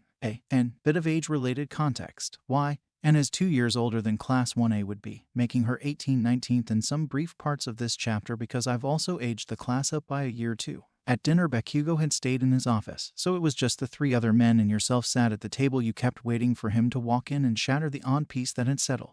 You hoped not having him around would enable you to eat, but sitting across from one of the men who had raped you, and possibly would be again during your vacation, was enough to curb your appetite, which sucked considering you didn't want to be rude and not eat Zero's cooking. You hadn't eaten much over the last few days either, and it tempted you. But every time you go to take a bite, you'd catch Kirishima move in your peripheral vision and feel bile move up your throat. If any of them noticed your aversion to food, they didn't say anything about it. Conversation was light and normal, just as it always seemed to be at the table when there wasn't any scary guests. And your mind briefly settled on Deku and his acquaintances. Another small shiver disturbed your unhappy stomach. He had looked far too happy to see you here. He didn't even bat an eyelid when you were forced to kneel at Bakugou's side for the whole meal. Didn't the two of you used to be childhood friends? It was a damn long time ago, but still, what happened to him? He was so light and cheery and determined to become a hero even with no quirk. The two of you even met up a few times into your late teen years for coffee once or twice while he was mentoring under an agency with his friends, a stoic-looking boy with a facial scar and a grumpy-looking kid with black paint smudged across his eyes. That was where you met Keigo for the first time as he left the building. Deku was about to go in. He was dressed in gym gear, AirPods stuck in his ears, and a far-off look on his face. You'd fallen head over heels, literally. Your eyes had been magnetized to him as you kept walking in the opposite direction, and you landed face first, ass up, into a large potted plant just outside the building. And like the nice guy he was, he immediately came over to help you out with that perfect smile of his, and that was kinda it. You exchanged numbers, and a few weeks later he called you asking you on a date. Some super cute little cafe outside the main hub of the city. No matter how busy he was with work, he always made time for a weekly date night after that, and eventually you started sleeping at his apartment more than just a few times a week. You started to love him, his smell, his voice, his liquid gold eyes, the way his feathers would start to tickle you if you were looking a little pouty that day. It just all fell apart when you started working full-time at the hospital when Dabai had locked his sensors on you. The rest is unresolvable history. Keigo didn't come rescue you. You never saw him again. That must have been a few years ago now. Time had started to mean nothing when you lived with Dabai. No TV, no phones, no newspapers, no clocks. Time was irrelevant to your survival, so you let go of the concept. You slept when he slept, you ate when he ate. What did you need a watch for? Hey, you finished. A small nudge at your elbow brings you out of your head, and you look up to see Kaminari reaching for your untouched plate of very cold food. Yeah, you were finished. You nod, and he takes it away with a smile that was meant to be kind and reassuring, but it only makes you feel like you were made of cracked glass. Thanks for dinner, Hanta. It was great. Kirishima grins, picking up his completely empty plate to go wash it up, and you feel yourself stall. Hanta. You glance up at Zero as he takes the glasses from the table, and he makes brief eye contact with you before looking up to Kirishima and shrugging. You're welcome. Was that his name? His first name? Hanta. You wanted to say it out loud, tested on your tongue. You knew Denki and Ijiro, But you had yet to hear Ciro's name spoken by any of them, and you wouldn't have dared ask for it, let alone ever dared to say it out loud. Hanto, you start to pick up the placemats. Feeling awkward, sat down while everyone helped to clean up, taking a damp rag to clean them off before drying them and putting them back where you thought Kaminari had taken them out of, doing your best to stay the opposite end of the room to Kirishima. Dinner could have been so much nicer if he had been the one to lock himself away in his office. Every time you looked at him, you heard his moans, his disgusting dirty words as he used you, the sting and stretch and pain as he abused you and filled you and left you to drown. Hey, you're okay, breathe. You snap your head up and find Ciro standing right in front of you, hands on your shoulders. The rest of the room was empty. Had you just... You're okay, he squeezes your shoulders before rubbing his thumbs over your cheeks, smudging off the wet streaks that had formed, his face full of concern. You disappear a lot, where did you go? Nope. You shake your head, putting on a small smile as you take his hands off your face. No way in hell would you verbally relive that. Not a nice place, you try to explain as curtly as possible, and he sighs with a nod, dropping his hands. Do you drink? He asks, and you tilt your head. No, once or twice, but not really. God, you sound so small and childish. You mentally kick yourself, but your whole body spins inside. Nausea, hunger, and fear mixing in an unholy trinity. Okay, not vodka then, he says, more to himself than to you as he turns for a high cupboard, opening to reveal a lot of bottles, all of them different. Whiskey is a sad booze. You don't need that, wine will upset your stomach. Absinthe, he looks at you over his shoulder, seeing a frail thing that would definitely die with their 82% special absinthe that even worked on bakugou. Yep, no absinthe for you, he almost says with a chuckle, and you frown. I don't want any alcohol. He doesn't stop, still rifling through and picking up a bottle of black spiced rum, putting on the counter and looking at you. You need it, trust me. He pulls down 2 glasses and a can of Coke from the next cupboard over, and you shake your head. Why? The can fizzes as he pops it open and starts to pour it between the glasses, making them even. You need an escape, something to help you sleep. Won't weed work? He smiles sadly. Yeah, it would. You react really well to it. Too, I'm just out, haven't had time to do a run in a while to pick up more. Is it hard to get? He chuckles again. No, it's really easy, just means I have to leave for a minute. I gotta drive to pick it up and you can't come with me. Oh, he just didn't want to leave you here without him. He thumbs the cap on the rum, contemplating opening it for a while with his cheek between his teeth. I can ask Kaminari to look after you for a minute, he asks carefully, watching your face for any negative change, ready to catch any lie you attempt to tell him. He won't leave if you aren't happy to be left. You mull it over, staring at the rum and feeling your stomach cramp up. Kaminari had been good to you recently. You didn't see any reason to distrust him. I'll be okay. He promised he wouldn't be gone long, leaving you in his room with Kaminari, trusting the blonde to at least respect the bro code and not get touchy with a girl in someone else's room. Still, he didn't take his time, grabbing his keys, helmet, and throwing on a leather jacket before heading through the house to the underground parking garage. You heard the faint closing of a door downstairs and sat down on the end of his bed, crossing your legs under you as Kaminari leaned against a chest of drawers, not knowing what to say to you. You'd freaked out earlier, going completely still, and Ciro had just quickly shoved him and Kirishima out of the room to deal with you, but you seemed okay now. What kind of magic did Ciro have that seemed to soothe you so easily? You were still quiet, but that look of terror was gone from your face. You were surrounded by his things and his smell, reminded of the comfort he brought, and Kaminari had the feeling you'd be far happier if you didn't have to share the room with him right now. The blonde exhaled deeply, sliding down the drawers to sit on the floor, looking up at you with a tilt of his head. So how you feeling? You frowned at your legs, not sure how to answer that you didn't want to feel, let alone acknowledge any feelings bubbling under the thin wall you'd tried to put up. Fear, disgust, and swirling anxiety were the default setting of your brain. You did your best to shove those feelings into the little numb pit you'd developed since meeting Dabai. Every now and then they'd spill over, and what you were recently discovering were blackout panic attacks. Maybe you'd had them before with Dabai, hadn't noticed since he wouldn't coo you out of them like Ciro did. Just another reason you felt yourself liking him more and more. He never stopped punching through that endless dark that surrounded you, even if he and Kaminari were trapped in their own darkness with bakugou. Under all that fear and pain were little poke holes of light, stars in an endless sky of black night. Sorry, that probably wasn't a good question to ask too general right now. Just tell me your surface feelings. You in any pain? Hungry? Need to take a nap? Yes, and probably yes, but you didn't want to fall asleep on Ciro. He said he wouldn't be long. Kinda, you mumble. And you practically hear his eyes roll at your vague answer that could have been for any of his questions. Kinda what? He half snaps.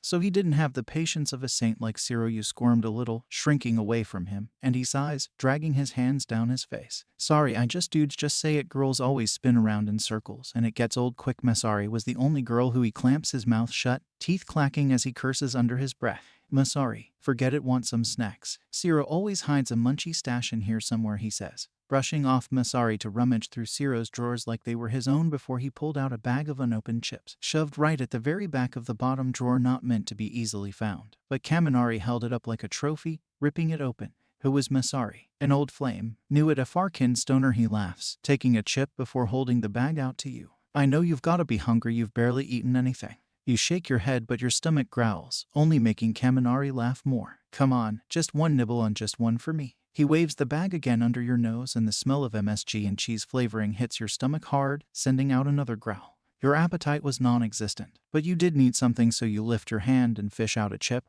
bringing it to your lips to take a tiny bite. Just you wait till Ciro gets back. The stuff he'll give you will have you chowing down like you needed to breathe. The munchies are hard to stop once you've started. He takes his own chip, crunching the whole thing in one go. Do you smoke? You ask. Anything to draw out the time between bites. Your stomach was churning from just that small crumb, whether from hunger or nausea. You didn't know, you just wanted it to go away. Kaminari shrugs, taking another chip. Sometimes it messes with my quirk and fries my brain cause I lose control over it. Other times I'm fine and I get a nice buzz. He stares at you and you take another teeny bite that seems to satisfy him for the moment. Again your stomach churns. I think Ciro only gave me a little bit last time. Will too much make my quirk go weird too? Maybe. Can't imagine there's any really bad side effects to your quirk though, right? You seem to get a little sleepy when you overuse it, so what's the worst that can happen? You shrug another nibble. Never had it go out of control before. He raised a brow at that. Curious, how much would your quirk have to pervert its ability to cause a negative effect? Overhealing maybe. Would it cause excess scarring for small abrasions? Could be interesting and kind of freaky. He opened his mouth to theorize out loud, but the door opened, startling him as Ciro stood there, softly panting and still wearing his bike jacket, helmet under his arm. Had he run from the garage? The blonde had to hold back a smirk as he watches Ciro scan over you before seeming to relax,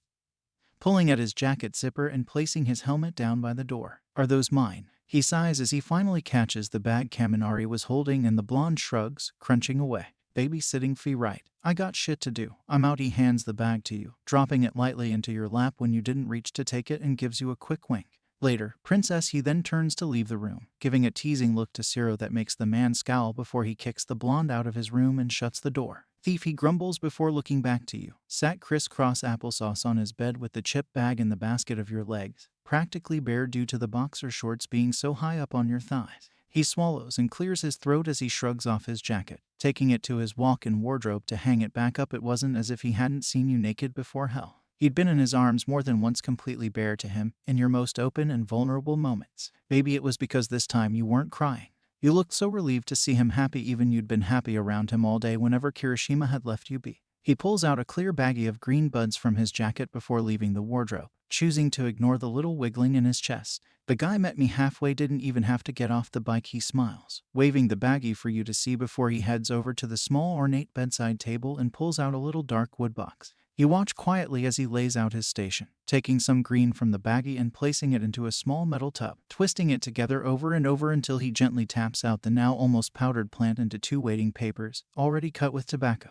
You notice the potency difference isn't drastically different like before. You had quite a bit more in yours than the one you smoked earlier. Now they looked almost identical. He finishes rolling both joints and lays back on the bed with his upper body propped up by pillows, kicking off his boots. He looks completely relaxed, stretching out his legs before patting the space beside him, holding up your joint. His own was already held between his teeth, his free hand sparking up a lighter to ignite the end. Come air. You crawled up the bed, taking the offered joint and curled up beside him, leaving a small space between you. He didn't seem to mind as he brought the lighter down to you and flicked it on, sparking the little flame to life, the heat gently flicking at your nose as you stared at its orange glow. Orange, not blue. It was strange how that small distinction set you at ease as you leaned towards it. Taking a deep inhale through the joint to catch it, a light smoke starts to make its way into your lungs as lighter is taken away for Ciro to light up his own, and you both sit there in silence while the first waves of giddy relaxation hit you, your head floating while your body warms up. It was like warm ocean waves lapping at your skin.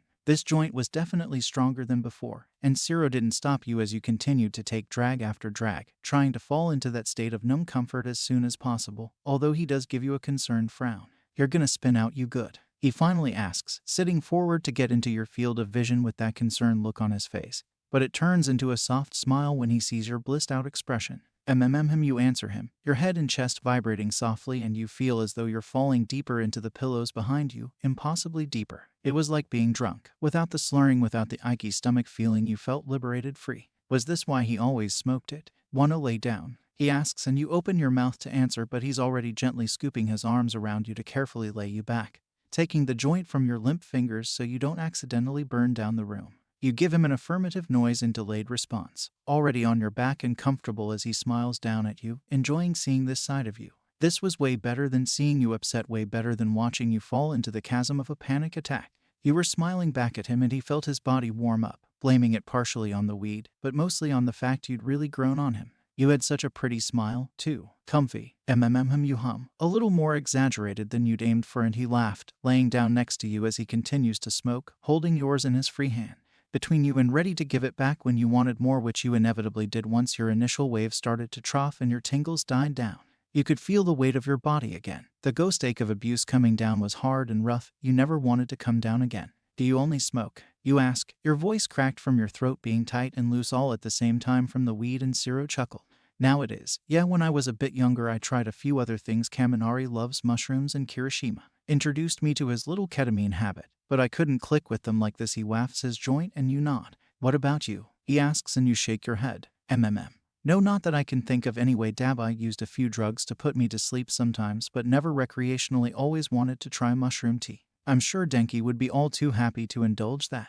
The room was hazy by now, a gentle layer of unmoving smoke engulfing the two of you as you lay on the bed, shoulders touching. Warm waves started caressing your nerves again, leaving delightful hot tingles in their wake, starting from the tips of your toes all the way up to the top of your head. You felt flushed in all the right ways, reminded of the afterglow you and Keigo would lie in after a perfect day together. A calm silence settles over you for a while, and for a moment you think you're about to drift to sleep, feeling Ciro gently take your almost finished joint away, but your fingers lace with his to stop him. I got it, where can I put it? He gestures to an ashtray on the table next to his side of the bed and you give a drowsy nod, sitting up and leaning over him to snub it out, unaware of how his body slightly tenses. Thanks, by the way, for you cut off as you looked down, still leaned over his body and stretched out towards the ashtray. His eyes were locked on you. A faint dusting of pink across his cheeks. He kinda reminded you of a deer in headlights, looking so alarmed and tense, and you don't know why you did it, but you leaned down and kissed him. Just a small one, a quick playground secret of a kiss. One you know you shouldn't have done. But he doesn't say a word, he doesn't chastise you or threaten you. His eyes simply soften, the once intense stare now warm and inviting. Oh, he doesn't stop you when you lean down and kiss him again. This time a little less chaste. You feel how hesitant he is, how carefully his hands settle on your hips, not sure what to do, how far to go. You'd just been through a hell of a lot of trauma and you were high, two things that didn't mix well with what you were trying to achieve here. But then again, maybe you needed this. Needed someone gentle and careful and kind. Ciro had been that for you, hadn't he? And damn it if he didn't want to give you more. Your stomach flips as he finally, ever so gently, gives back into the kiss, his lips moving against yours and his eyes close, giving into this one small bubble that's completely your own. After a few minutes of soft making out, you pull back, eyes flicking between his to searching for something. Anything for him to tell you that you should leave, that it was a mistake, that he didn't feel that way towards you. Or worse, that he would show he was just as much of a monster as the rest, that you'd opened your soul only to watch it be devoured and torn to irreparable shreds. But his hand comes up to cup your cheek, his eyes full of concern, seeing the brimming fear in your eyes, fear for him. Tell me what you're thinking, please. You swallow and your mouth feels like cotton, but you push through it, your words slipping out before you could even attempt to think, honestly flowing out. I'm scared you'll hurt me. But that, he smiles, a deep exhale blowing through his nose before he pulls you back for another kiss that he takes full lead of, pulling back slightly with a soft peck to your cheek, lips still touching you as he speaks. I'll never hurt you, Senorita, not like that, he added, knowing full well he probably would hurt you if Bakugou commanded him to, if hurting you would save you or spare you from a worse fate, but he knew what you meant by hurt right now, and hell no would he ever do what Bakugou, Kirishima or Dabai had done to you. In here, you're safe. Safe. FRK, you wanted to believe him. You move to get comfortable, straddling his hips as he sits up with his hands resting on your thighs. You go back to kissing him, and it isn't until you fully settle against him that you feel it. It being the hefty bulge now present between your legs, pushing into the fabric of your borrowed boxers. Damn. It surprised you at first, but then a wave of euphoria rippled over you at the realization he wanted you. The evidence was right there. The weed had pulled all of your attention to between your legs, your nerve endings sparking to life, flushing the flesh of your thighs and waking your body for him, wanting to feel more of him. Your arms drape over his shoulders as you give an experimental grind, and the soft moan that leaves his mouth only intensifies the heat building in your core. FRK, you die to hear that sound again. As shit, hold on, he stutters out when you go to do it again, his fingers tightly pressing into your hips to keep you still. Are you sure you want to do this? You brace your hands across his chest before finding the buttons of his shirt and undo them one by one, your eyes never leaving his. Your fingertips make contact with the bare skin of his chest and he takes a tense inhale, pupils completely blown in his slightly BLD-shot eyes. Why? And I need you to tell me. I need a verbal response. He tries again, using your name to try snap you out of your high trance, and it slightly works. You pause, your fingers halfway to his belt buckle and his hands start to leave your hips. Thinking you'd changed your mind, but you capture his lips with your own, undoing his belt as you nod, and a yes just about makes its way out from between your connected lips. I want you, please. You didn't know whether it was the high or zero, but your whole body was alive. Every line his fingers traced along your skin left glowing warmth in its wake. An electricity that wasn't from this plane of existence. It sparked every nerve in such a delicious and freeing way that seemed so unreal you were pretty sure you'd wake up any minute, bathing in this new sensation. Not even Kago had brought this out of you before. The way Ciro's lips would gently kiss at your throat and collarbones as he undressed you. The way his eyes would flutter shut when you ground yourself down on him, eager for more friction. Deep down, under your bliss, you felt the dark edges of fear trying to stop you, trying to wrestle your thoughts away from selfish desire and make you freeze up. But with the cannabis pumping through your system, it was easy to ignore. Why shouldn't you have this? Why should you be scared of this? Your mind flickered briefly to the vacation with Kirishima that loomed over your head, red warning lights flashing. But you pushed them away too. Right now was all that mattered. Ciro barely touched you, his hands only smoothing up your sides or around your back, keeping you grounded as you took the lead in this dance. Honestly, you were glad of it after being touched against your will. You were a little afraid that his hands touching you down there might snap you out of your bubble. God, you didn't want that. You wanted to feel him touch you like that, to take you, but you both had to play by a set of rules right now, unspoken yet deeply understood. So you played with yourself in his lap, hands groping at your own tits before tracing down your front to your slit, soft moans singing out from your relaxed throat the whole time while he nipped and kissed at your throat and jaw, hands tightening on your hips periodically to keep himself from touching you where he really wanted from touching himself. The whole thing was torture in the best way. Hearing you so willingly bare yourself to him, watching you seduce yourself as well as him as your fingers played with your folds, finding your clit and arching your back as you bucked into your hand. Holy fuck, you were so much more sensitive than you'd ever been, your high dialing every stroke of your fingers up to 11, and you almost crumbled over the edge in seconds, holding yourself back. Not yet, you told yourself. Don't come yet. You whined at yourself, opening your eyes to see Ciro looking at you hungrily, a starved animal waiting patiently to feed. He'd been so good. You leaned forward to meet his lips, all tongues and teeth in your messy haze, reaching between you to wrap your hand around his pee-pee, and holy fuck, whoa. You're big. You pant between your kisses that were getting rougher and rougher. Is that okay? Are you gonna be okay? He tries to ask, muffled by your lips and his own moans as you start to pump your hand along his length. Yes, you practically moan back, your body buzzing with anticipation. You wanted him inside you, to feel him, to hear him. Wait, let me condom, he manages, reaching into his bedside table blindly, never breaking from your kissing. With your eyes closed, time seemed to jump, and before you even realized it, he had slipped the condom on, slowly jerking himself near your pussy, desperate to be inside you already. Take your time, he reminds you softly, breaking away from the kiss to press his forehead against yours, his whole body trembling slightly from holding himself back. Grateful for the condom numbing some of his sensitivity, the last thing he wanted was to be a two-pump chump right now and blow his load immediately.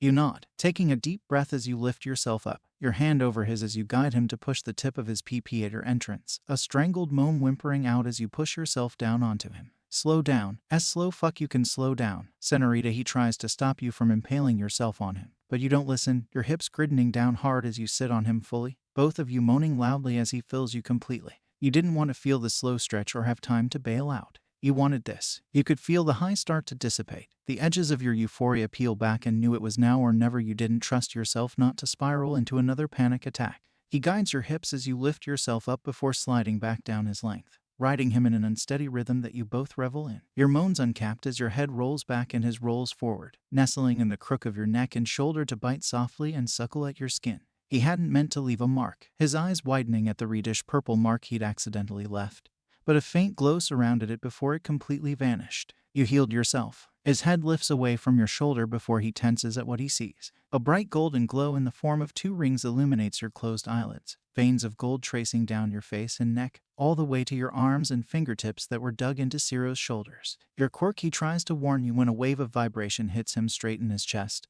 radiating out to his limbs in pure overwhelming pleasure to the point of pain. You chased your orgasm, completely unaware of what was happening outside of your own head, your body riding harder and faster until you could feel the coil within you wind up impossibly tight. I'm gonna. Why? And White lights filled the darkness behind your eyelids and your heart pounded in heavy slow beats, as if the world had slowed to a complete halt around you. Why in, Senorita, can you hear me? Why in? He sounded panicked. Your eyes fluttered open, finding his worried ones, and your stomach dropped. He looked terrified. What's wrong? The aftershocks of your orgasm fizzled out as you looked around you, seeing the aftermath of wait, what happened? The room was a mess. Things were strewn everywhere, surfaces cleared and light bulbs blown. You were still sat on Ciro, still inside you as you took in the wreckage of the room, too shocked to move you from him. What did you do? What did you do? I did this. You stuttered, confused and still foggy, your high almost gone now but still lingering and dragging the speed of your mind. You went supernova. Did you know you could do that? Ciro breathed, seeming to calm down a little, shifting uncomfortably until he slid out of you, hands starting to rub your arms soothingly as you stared wide-eyed at the mess around you. Supernova. How? You breathed, barely able to believe you had done this. How? You lit up like a Christmas tree. You were vibrating and all of a sudden you just let it all go. Let it all go. How? You told me. He was still in shock. The seismic wave that erupted from you hadn't hurt him. Somehow your touch had left his entire body glowing before it has happened. I don't know how I tears brimmed at your eyes as you started to fall apart, your breathing picking up. SHHH, SHHH, it's all right, it's okay. He wraps his arms around you, pulling you into his chest, and you can hear his quick heartbeat. He was scared of you. You look down at your hands, seeing them tremble but look normal. No injuries, no glow. Your bruises are gone. You whisper as if dawns on you that you may have just thrown the both of you back into the deep end of a river of shit. Yeah, I know, he says plainly, still rubbing your back and cradling your head under his chin. He holds you like that until a hand slams against his bedroom door, barely knocking before barging it open, and an angry figure steps inside. What the fuck is going on up here? You'd barely heard Bakugo's shouts, your ears ringing as you held on tight to Ciro. Your quirk had just caused a wave of what? Vibration. It was how your healing worked, but how could it just suddenly become a wave of power? Seismic acoustic energy. It had been loud enough for Bakugo to hear, hence why he was screaming and yelling, hands furiously moving as he approached the bed and reached for you, his hand wrapping around your bicep and yanking you from Ciro's safe hold. You were drugged into the hallway where a startled Kaminari and Kirishima watched on, having heard a loud boom radiate through the house not long ago that sounded nothing like Bakugo's explosions. You were stiff as you were dragged down the hall, eyes wide and unfocused as your mind swam with panic and joy. Your quirk could do damage, it could be offensive. If you could learn to harness it, then maybe you had a chance. If only you could remember how to activate it, how you felt when you managed to command that much power. It had been a complete accident, but oi. A hand harshly squeezed at your face and your eyes refocused onto a pair of red furious ones. You were sat on a chair, wrists strapped to the arms and something heavy around your neck that you recognized. You'd worn something similar for months while Dabai waited out your burn to heal naturally. A cord collar. They were scared of you, at the very least cautious of you. Been keeping secrets. He sneered when he knew you had come back to the present, letting go of your face. No, don't lie to me. You winced at his volume, pressing yourself back into the chair. When were you planning on using your quirk against us? Pretending you were some support extra when you were really just biding your time.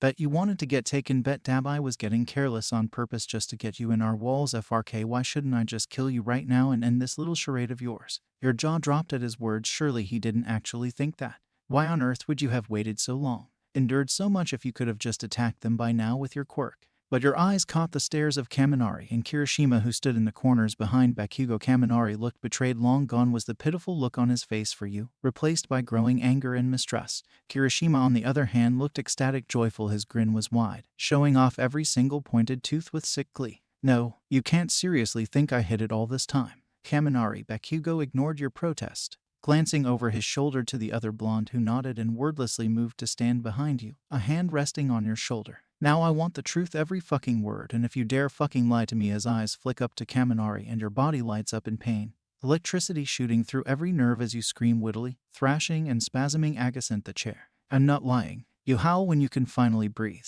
only to be met by another wave of pain. Please, I didn't know I could do that. Kaminari, please, you said your quirk went haywire when you smoked. It might have set my. You cut off with another wail. Don't. Kaminari snaps when he eases up, sounding on the verge of crying. I swear to you I didn't know I could do that. I don't even know exactly what I did. You pant, focusing your glare on Bakugo. It wasn't Kaminari's fault.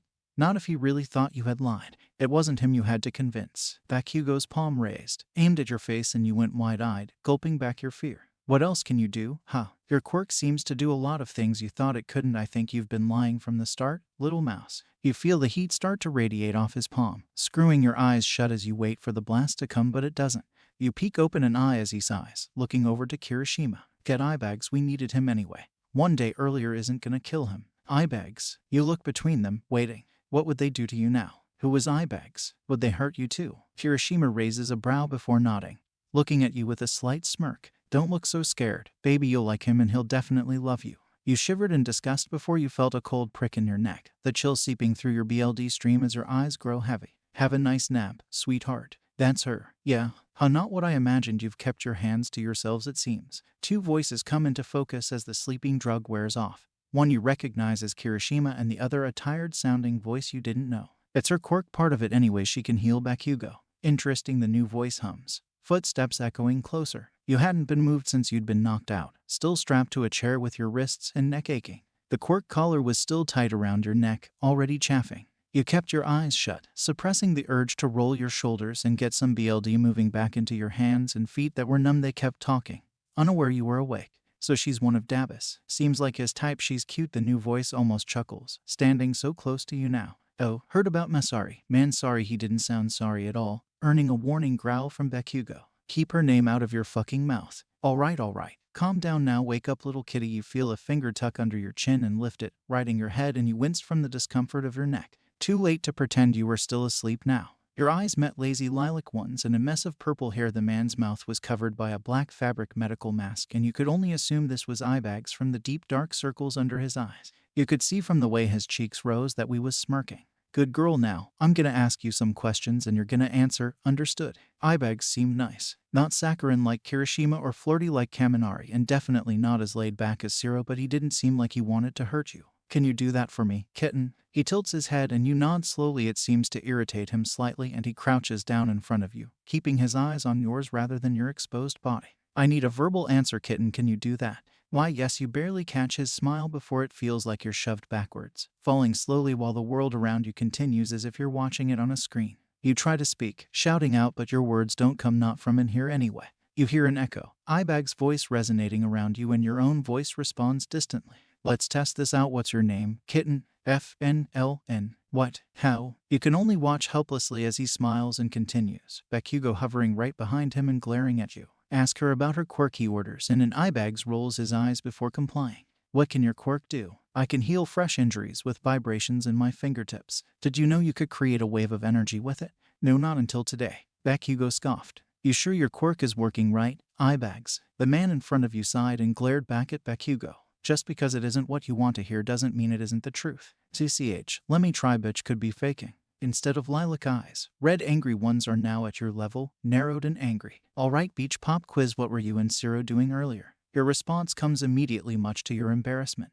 We were smoking weed and having sex. Bakugou smirked, crossing his arms and standing up straight to look down at you. Did you enjoy it? Yes. Who started it? I did. 'Cause you're a filthy whore. No. That wipes his smirk straight off and he growls, hands sparking, and you couldn't flinch back. Is this why you called me here? To get her to spill her sec life? Eyebags rubbed his temples in irritation, looking like he would rather be anywhere else in the world right now. You and me both, you wanted to mumble. Ugh, fine. Did Dabai send you here? No. Are you spying for him? No. Do you work for him? No. Your quirk's broken, he growls at Eyebags and he shrugs. Maybe she just doesn't work for him. Rumor was she was just his toy, right? Some people said she was his queen, but I haven't heard him desperate to get her back. Bakugou huffs, getting back in your face where your lifeless eyes stared back robotically. 'Cause he wants her here. Do you love him? There's a pause that seems to shock Eyebags, and he looks at you in interest.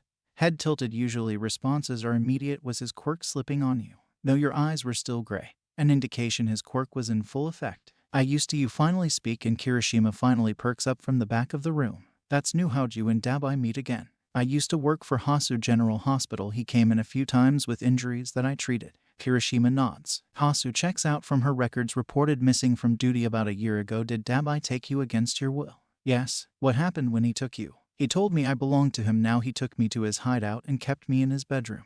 Bakugou rolls his eyes. Yada yada. We know this. What I want to know is, did you know your quirk could do more than healing? No. He snarls, gripping your face tightly, a hand raised and sparking. Stop fucking lying. She isn't, Bakugou. Kaminari shouts, coming around from behind you to place a hand on his boss's shoulder. She can't be. Hitoshi's quirk is stupid strong. She's wearing a quirk collar too. There's no way she's not under his influence. Bakugou goes quiet before letting go of your face. Kirishima, keep a close eye on her, and Shikoku, I want eye bags keeping her under until you're at the hotel. Got it. Don't let your guard down for even a second. She's still going. Kaminari trails off his question.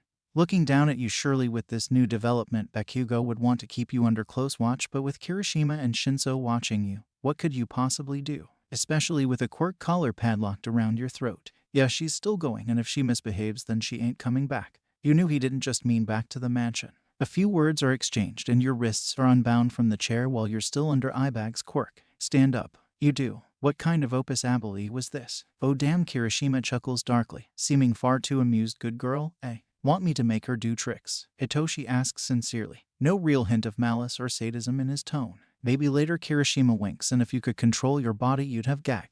Get her dressed. You're all going right now. I don't want to look at her for another second. Clothes. Not just clothes, but clothes that fit. It was horrible having the two men dress you while you stayed under the trance. You didn't even get to say goodbye to Siro or Kaminari before you were handcuffed and placed into the back of a car. You wished you had been able to move to close your eyes and enjoy the feel of the sun on your skin. The feel of the breeze. Damn, it felt like an eternity since you were last outside, and you couldn't even take advantage of it. The car ride was long, but Hitoshi kept you company, asking weird little questions about your childhood and where you went to school, what your favorite snack was, did you have a pet, what was their name. Really boring personal trivia that you were forced to word vomit. At one point, Kirishima made you sing songs until your voice started to crack from overuse. 7 hours later, Hitoshi had taken over driving, with Kirishima taking a nap in the passenger seat. You weren't allowed to sleep, it seemed.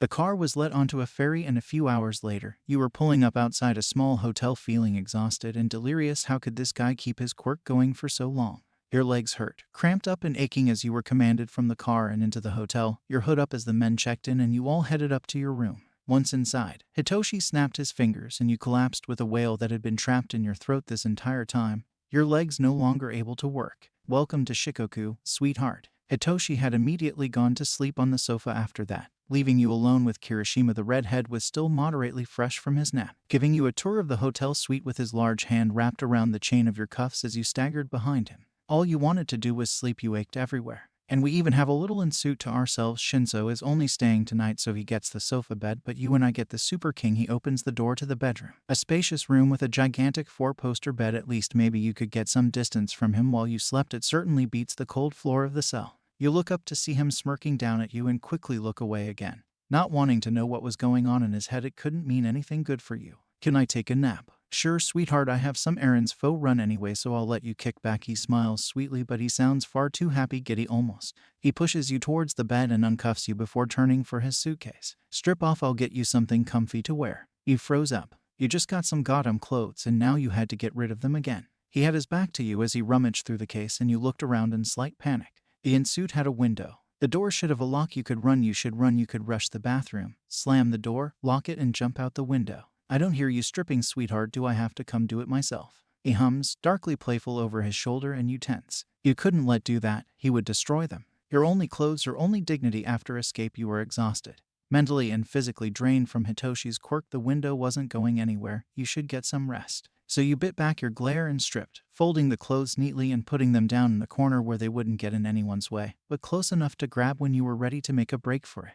Good girl, he grins as he finally turns to see you, black rope in his hands. Yano, I've always loved 4-poster beds. His grin flashes his teeth in a threatening manner, and he starts to get closer, unraveling the rope. There's just something about them. Why don't you lay down for me, sweetheart? Right in the middle. You want to shake your head, eyes hyper-focused on the rope. But as his grin wavers, showing his impatience, you decide to comply, covering yourself with your hands as you slowly crawl up onto the bed and sit in the middle. You'd rather go along with it than encourage him to be rough. Maybe you could encourage his sweeter side. Buy yourself time to recover if you complied. Kirishima licks his lips as he approaches the end of the bed, kneeling on the edge as he hungrily looks down at you. Lay down, arms up. Baby, I've seen it all before, remember? No need to be shy now. You obey, and he climbs over you, straddling your waist and twisting the rope around your wrists, red and sore from the handcuffs. Such a good girl, he coos as he ties the other ends of the rope to the posts at the head of the bed, pinning your arms apart like a jumping jack. I thought I could take a nap. You ask, your pulse racing as your words wobbled, fear clearly starting to burst out of you that he enjoyed every second of. He smiles, a wicked glint in his BLD red eyes, and you can later. His fingers trail down your arms, the sensation ticklish, and you flinch, finding there's no give to the rope, and that seems to make him very happy. His hands trail over your melons, pinching at your nipples before he gets off of you and grabs another rope, heading towards your ankles as you stare wide-eyed in shock and panic. Now, don't give me that look. Sweetheart, it's for your own good, he snickers as he ties your ankles, connected to the bottom bedposts, leaving you completely bound in a starfish position. Look at you, so pretty. I wanna fuck you so bad, but I have other things I need to get done first, he purrs, lifting a small black toolbox and placing it on the bed next to you. He pulls out a blindfold from it, covering your eyes, and he tells you to open your mouth. You shake your head before he pinches your nose roughly, and when you open your mouth to breathe, he shoves his hardened fingers between your parted teeth. He mercilessly pries your jaw open enough to shove a rubber ball inside, the size making your jaw ache already, and you gag around it, eyes watering. It's silent for a long time once he finished strapping it tight around your head, securing it well. Only the sound of your BLD rushing in your ears and some shuffling at the end of the bed could be heard until a soft vibration filled the air, and you whimper slightly in anticipation. Now that's a pretty sound, not as pretty as you're gonna be making soon, but still. His voice gets closer and you feel the bed dip beside you, the vibration sounding closer before a click sounds and something cold and wet drops down your pussy. You buck your hips in surprise, but they barely move, the cold dripping down your parted slit from clit to asshole, making you shiver. Cold, he teases, and you try to complain around the ball in your mouth when you feel his warm finger wipe up your slit, barely ghosting against you in your bound and blinded state. The slightest sensation felt dialed up to 1,000,000, and you groaned around the ball, tensing up to try wiggle away, but you could barely move. You've been such a naughty girl, you don't deserve a warm-up, but I'm too forgiving for my own good. He rubs your clit, softly brushing against it while your breath hitches and your hips tense. Besides, I want you nice and sensitive for what I'm about to do. Do you feel it yet? Feel what? Oh, FRK. Yeah, you did. You were tingling down there, really tingling. Was there something in that lube? You let out a gagged moan as he scoops some of the dripping lube onto his fingers and shoves them deep in your cunt, twisting them and scissoring them until you were screaming in pain, trying to thrash out of the tight ropes holding you down. Hurt, tingling, hurt. You could feel tears stinging at your eyes, drool starting to trickle down the sides of your cheeks as you screamed, begging him to stop. Feel it now. That's a very special quirk-infused lube, sweetheart, very potent stuff they recommend. He trails off, moving slightly while starting to thrust his fingers in and out of you at a steady pace. No longer painfully stretching you, it felt good. You were feeling hot and crampy deep inside, but it felt so good. How well would you look at that? The label only recommends 3 drops diluted into normal lube. He laughs like he's made an innocent mistake, curling his fingers inside you, and you moan, feeling white-hot sparks of pleasure burst within you, almost making you come. Guess how much I put on you? He purrs, and you shake your head blindly to tell him I don't know. Half the bottle. You can hear his smirk right before he takes his fingers out, and you find out what's been making that vibrating noise. Your poor pussy stretches around something thick and rubbery that vibrates steadily inside you. Look at that pussy eating it up. Such a good slut. Your hips try to buck into your horror, drive it further within you. It felt so good you were fluttering and clenching around it like a whore, desperate to feel more, desperate to come around it. As if bottomed out, you were further horrified to find it wasn't a normal dildo but a rabbit. The ears cupped your clit, and that was it. Your back arched as a painful wave of pleasure washed over you, your orgasm coming far too quickly to be purely pleasure. Your ears rang as your body spasmed and twitched, mouth going completely lax around the gag. Wow, look at you. Your toes are all curled up and everything. You feeling sensitive now? Want me to take it away? He thrusts it in and out slowly, and you nod frantically. Ish. You cry out around the ball gag, your pussy going wild, trying to push it out and suck it back in over and over, spasming in a way it had never done before. He shoves it back hard against you, and within seconds you spilled into your second orgasm, screaming at the top of your lungs. He fucked the dildo into you hard and fast, forcing you to ride it out as your mind goes completely blank. Now that's a pretty sight, he sighs sweetly, pushing it all the way in and setting it to its lowest vibration. I gotta head out for a bit, baby. Be a good girl and keep that right there. If it's fallen out by the time I'm back, you're going to really regret it. Understood? The first 10 minutes had been incredibly uncomfortable. Your sensitivity on high from your double-forced orgasm, you twitched and gasped, trying to escape the pressure inside of you, only to feel it start to slip out. You panicked, arching your hips as much as possible to pin the end of the dildo against the sheets, trying your hardest to angle it deep back inside you, where you ended up jolting away from it with a moan. Shit. You were practically fucking yourself on it, tears and drool wetting your cheeks as you cried out in frustration.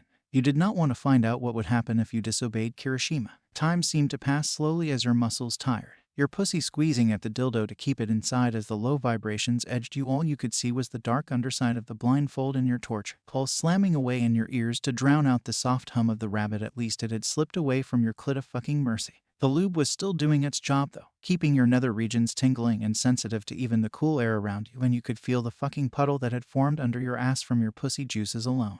You missed the cell, you missed Dabba's bedroom. Anything was better than this. The bottom of the fucking bathtub. Drowning was better than this. Every time your pussy pulsed, it pushed at the dildo, and you could feel it slip out centimeter by centimeter, oh so slowly. You whimpered as the faux veins stroked your insides as it slipped, the lube forcing you to feel every small detail. It was starting to get too far out. Your stomach muscles couldn't arch you anymore to try push it back, and using the bed as leverage. FRK. It was halfway out, your exhausted body trying desperately to work against your fatigue to try get it back in you. Your hips bucked, more tears painting your face as your soft whimpers became panicked.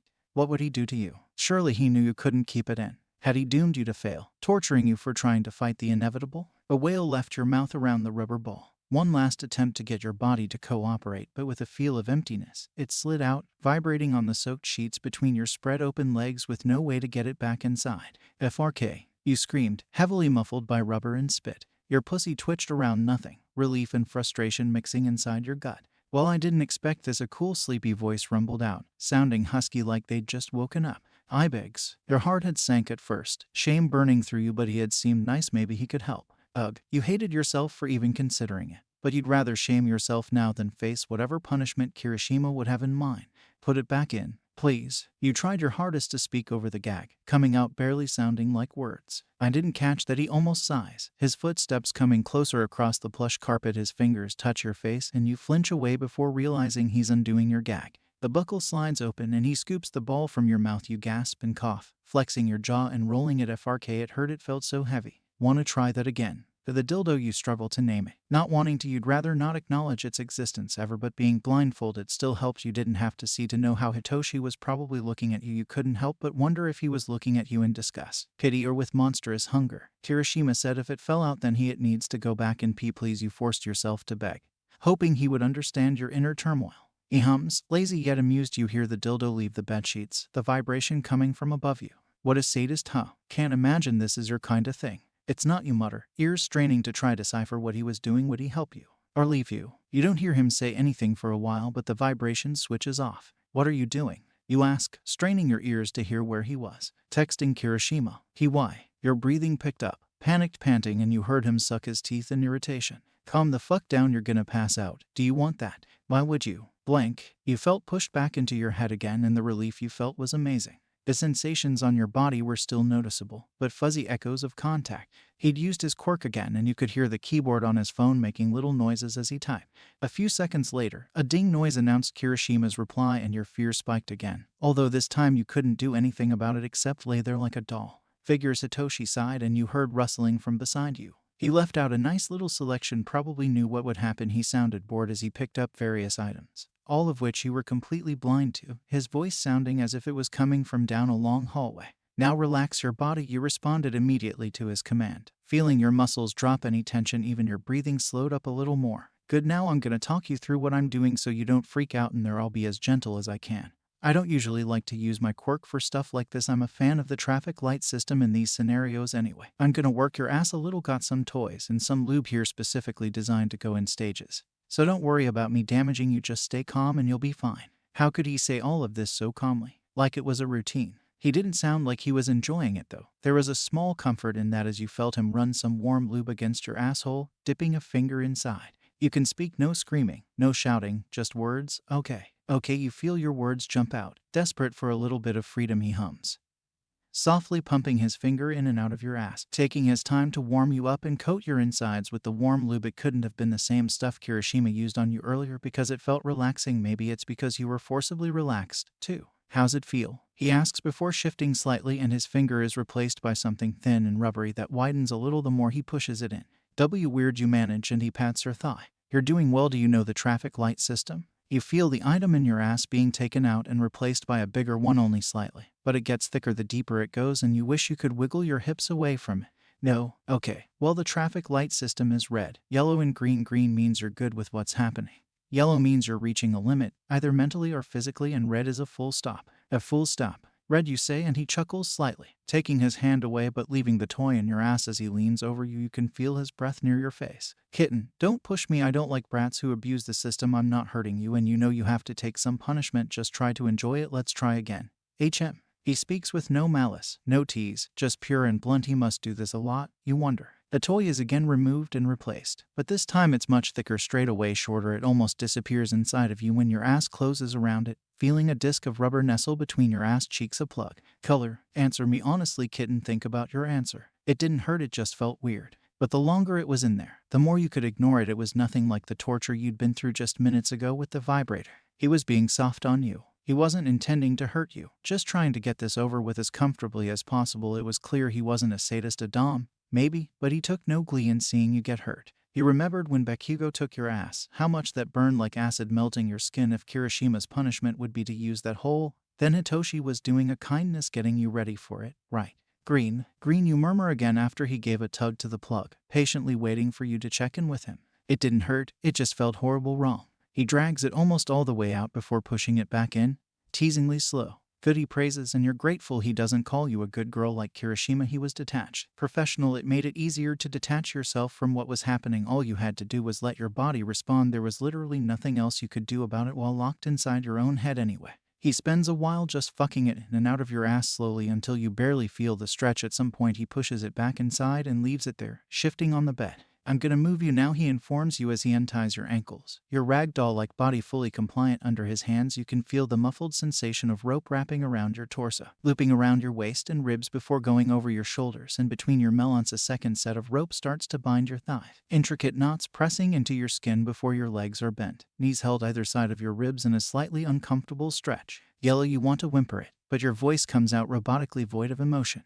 You're okay, it's just a little bit of rope play. Relax. His hands slowly rub your thighs, easing the discomfort from your stretched muscles in this position, and you wished you could moan to get more of the inner tension out of your body. Why are you doing this? It'll help. Help what? He doesn't answer, a hand gently squeezing at your throat, not over your windpipe, but over your pulse point. The pressure was gentle, enough to make you lightheaded. It wasn't as though you could struggle anyway. He gives a slightly harder squeeze before stilling his hand, and you know what he's waiting for. Green. Okay, open your mouth, stick out your tongue. Your body obeys, and you want to whine at the loss of freedom from not being able to speak again. A pair of fingers pets your tongue, and you want to jolt in surprise. The slightly salty taste coating and drying your tongue as he strokes the length of it.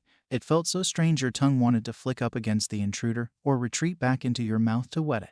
A wave of freedom washes over you as his fingers snap, and you're finally able to do as you wished, yet you didn't. You actively chose to keep your tongue out and obey his last order of your own will. A veil that dulled your body's senses lifted, and you could feel everything. Your new position had your legs spread wide, knees bound to your sides, and pussy completely exposed to the air. Still soaked from your earlier incident with the dildo, the lube was definitely still in effect as you clenched around emptiness, whining against your better judgment when you accidentally squeezed your ass around the plug, keeping your back hole stretched. Your hips shifted uncomfortably, heat climbing through your body that made you desperately wish you were back under his quirk. You were desperate to come again. Don't fight it, he says softly, his fingers tracing down your tongue, and you gag, mouth snapping shut on instinct as you choke up spit. We'll work on that, he hums, still staying methodical and distant as he pushes his fingers to the back of your tongue again. Swallow and you won't gag. You try but end up choking again, trying to move your head away, but his fingers refuse to leave this time, holding you at the point of gagging until you calm down and swallow, breathing deeply as your eyes prickle with tears again, although this time they're not from crying. If you don't open your throat and swallow, then you're gonna end up raw. Don't fight it. That was slowly becoming your inner mantra, don't fight it. You relax your mouth and throat, and he hums in approval, touching the back of your tongue where you don't gag this time.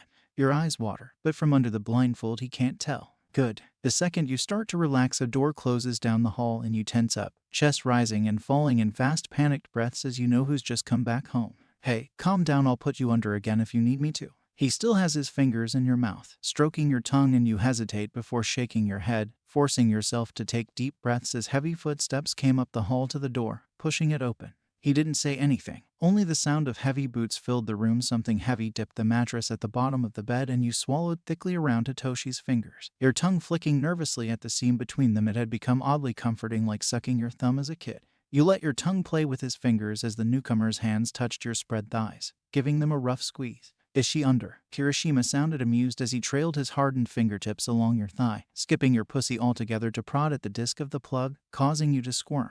No, Hitoshi replied, sounding unenthusiastic as his fingers slowly pulled out of your mouth, letting you take a good breath at last. Is that all it takes to make you placid? A time out. Kirishima snickers, pulling at the plug until the widest part sat in the ring of muscle, giving you a teasing stretch that you couldn't help but whimper from your pussy clenched again around nothing. Desperate for the attention your ass was getting, the lube's effect not even starting to fade. And look at that hole he taunts, and you suddenly want the bed to swallow you up. It had been easier to zone out your humiliation with Hitoshi now that Kirishima was actively poking fun at your responses. You were finding it harder to stay calm. Your breathing was picking up again. Stop freaking her out, you're ruining my progress, Hitoshi sighed, and you could almost hear how his eyes rolled.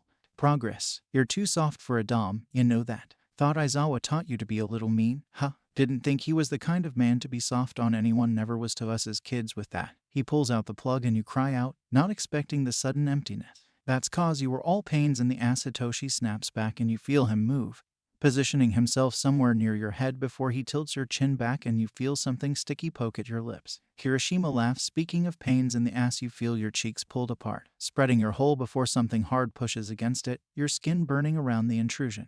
You open your mouth to whimper, to beg for it to stop, when the sticky thing at your lips shoved into your mouth, a salty taste assaulting your tongue as you gag. A hand settles over your throat, squeezing gently at your pulse points to hold you still as the thing in your mouth pulses and pushes deeper. Swallow and watch your teeth. Don't bite my pee-pee, you hear Hitoshi half moan as he speaks, his hand pressing a little more into your throat when you start to struggle again. The instinct to bite hurting your jaw, so you swallow and he groans, his pee-pee hitting the back of your tongue as he takes his time to work your mouth. At your other end, Kirishima works his way into your ass, taking his time to enjoy your stretch as you moan and whimper, gagged by the pee-pee slowly fucking your mouth. It hurt. Your ass was feeling raw already and your jaw ached. Drool working with gravity to run up your nose and make you cough to clear your airways. You started to squirm harder, fighting against the ropes around you, desperate to roll over onto your front, freaking out and worrying you'd drown yourself on your own spit, tears and snot. Please. You try to cry out around his pee-pee, your whole body shaking as you choke, white sparking in your vision. Please. Red. You felt Kirishima twitch, shoving into you with a buck of his hips that even surprised him. What did you call me? He breathes, his words half stuttering with a groan as he tried to compose himself, sounding disturbed. It really shocked him, snapping him out of his sadistic zone for a second. Why did you say that? She means the traffic light band, girl. You feel a hash slap across your tits, your back arching as you try to move away with a loud cry. This is definitely not a red light. Yellow. You self-correct, starting to sob, a mouthful of pee-pee making the word come out as a muffled choke. Better. He rubs his stinging mark on your chest, thumb flicking over your nipple, and you arch your back into the nice touch, desperately seeking comfort as Kirishima seems to recover, beginning to fuck your ass with renewed vigor. FRK. This is incredible, so damn tight, and what a fucking view. Kirishima groans, his thumb ghosting over your hypersensitive clit, and you gasp around Hitoshi's pee-pee, eyes screwing shut under your blindfold. You didn't know how desperate you were to be touched there, pussy twitching with her heartbeat. I'm so glad I picked up that lube. Shame I'm not gonna touch that pretty little pussy. You don't need to come again, do you, little slut?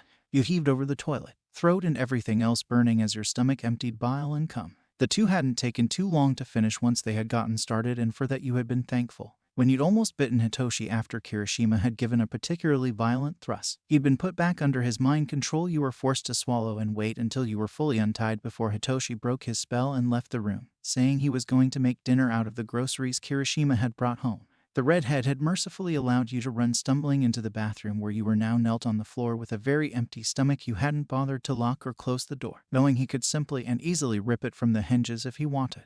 You pant, spitting into the bowl before falling back onto your calves. A single sob tore out of you, but you quickly swallowed it, closing your eyes. You didn't want to give him the satisfaction. Your core was cramping endlessly from the lube that was still affecting your body, your thighs burning with heat and your pussy pulsing with your heartbeat. The shower was only a few feet away, and you desperately wanted to wash it off, but the moment you made a move towards it, Kirishima's shadow fell over you and you froze, looking up at his glimmering red eyes. And where do you think you're going? Showers are for good girls, not brats. His hand patted through your hair a few times before his fingers tangled into your scalp, tugging you to your feet and shoving you over the edge of the bathroom counter, forcing you to look at yourself in the mirror. Your eyes were red and puffy, and your lips were swollen from the abuse of the gag, and Hitoshi's pee-pee tear stains painted your cheeks, and your hair was a rat's nest. You looked a mess, a broken fucking mess with vomit staining the corners of your mouth.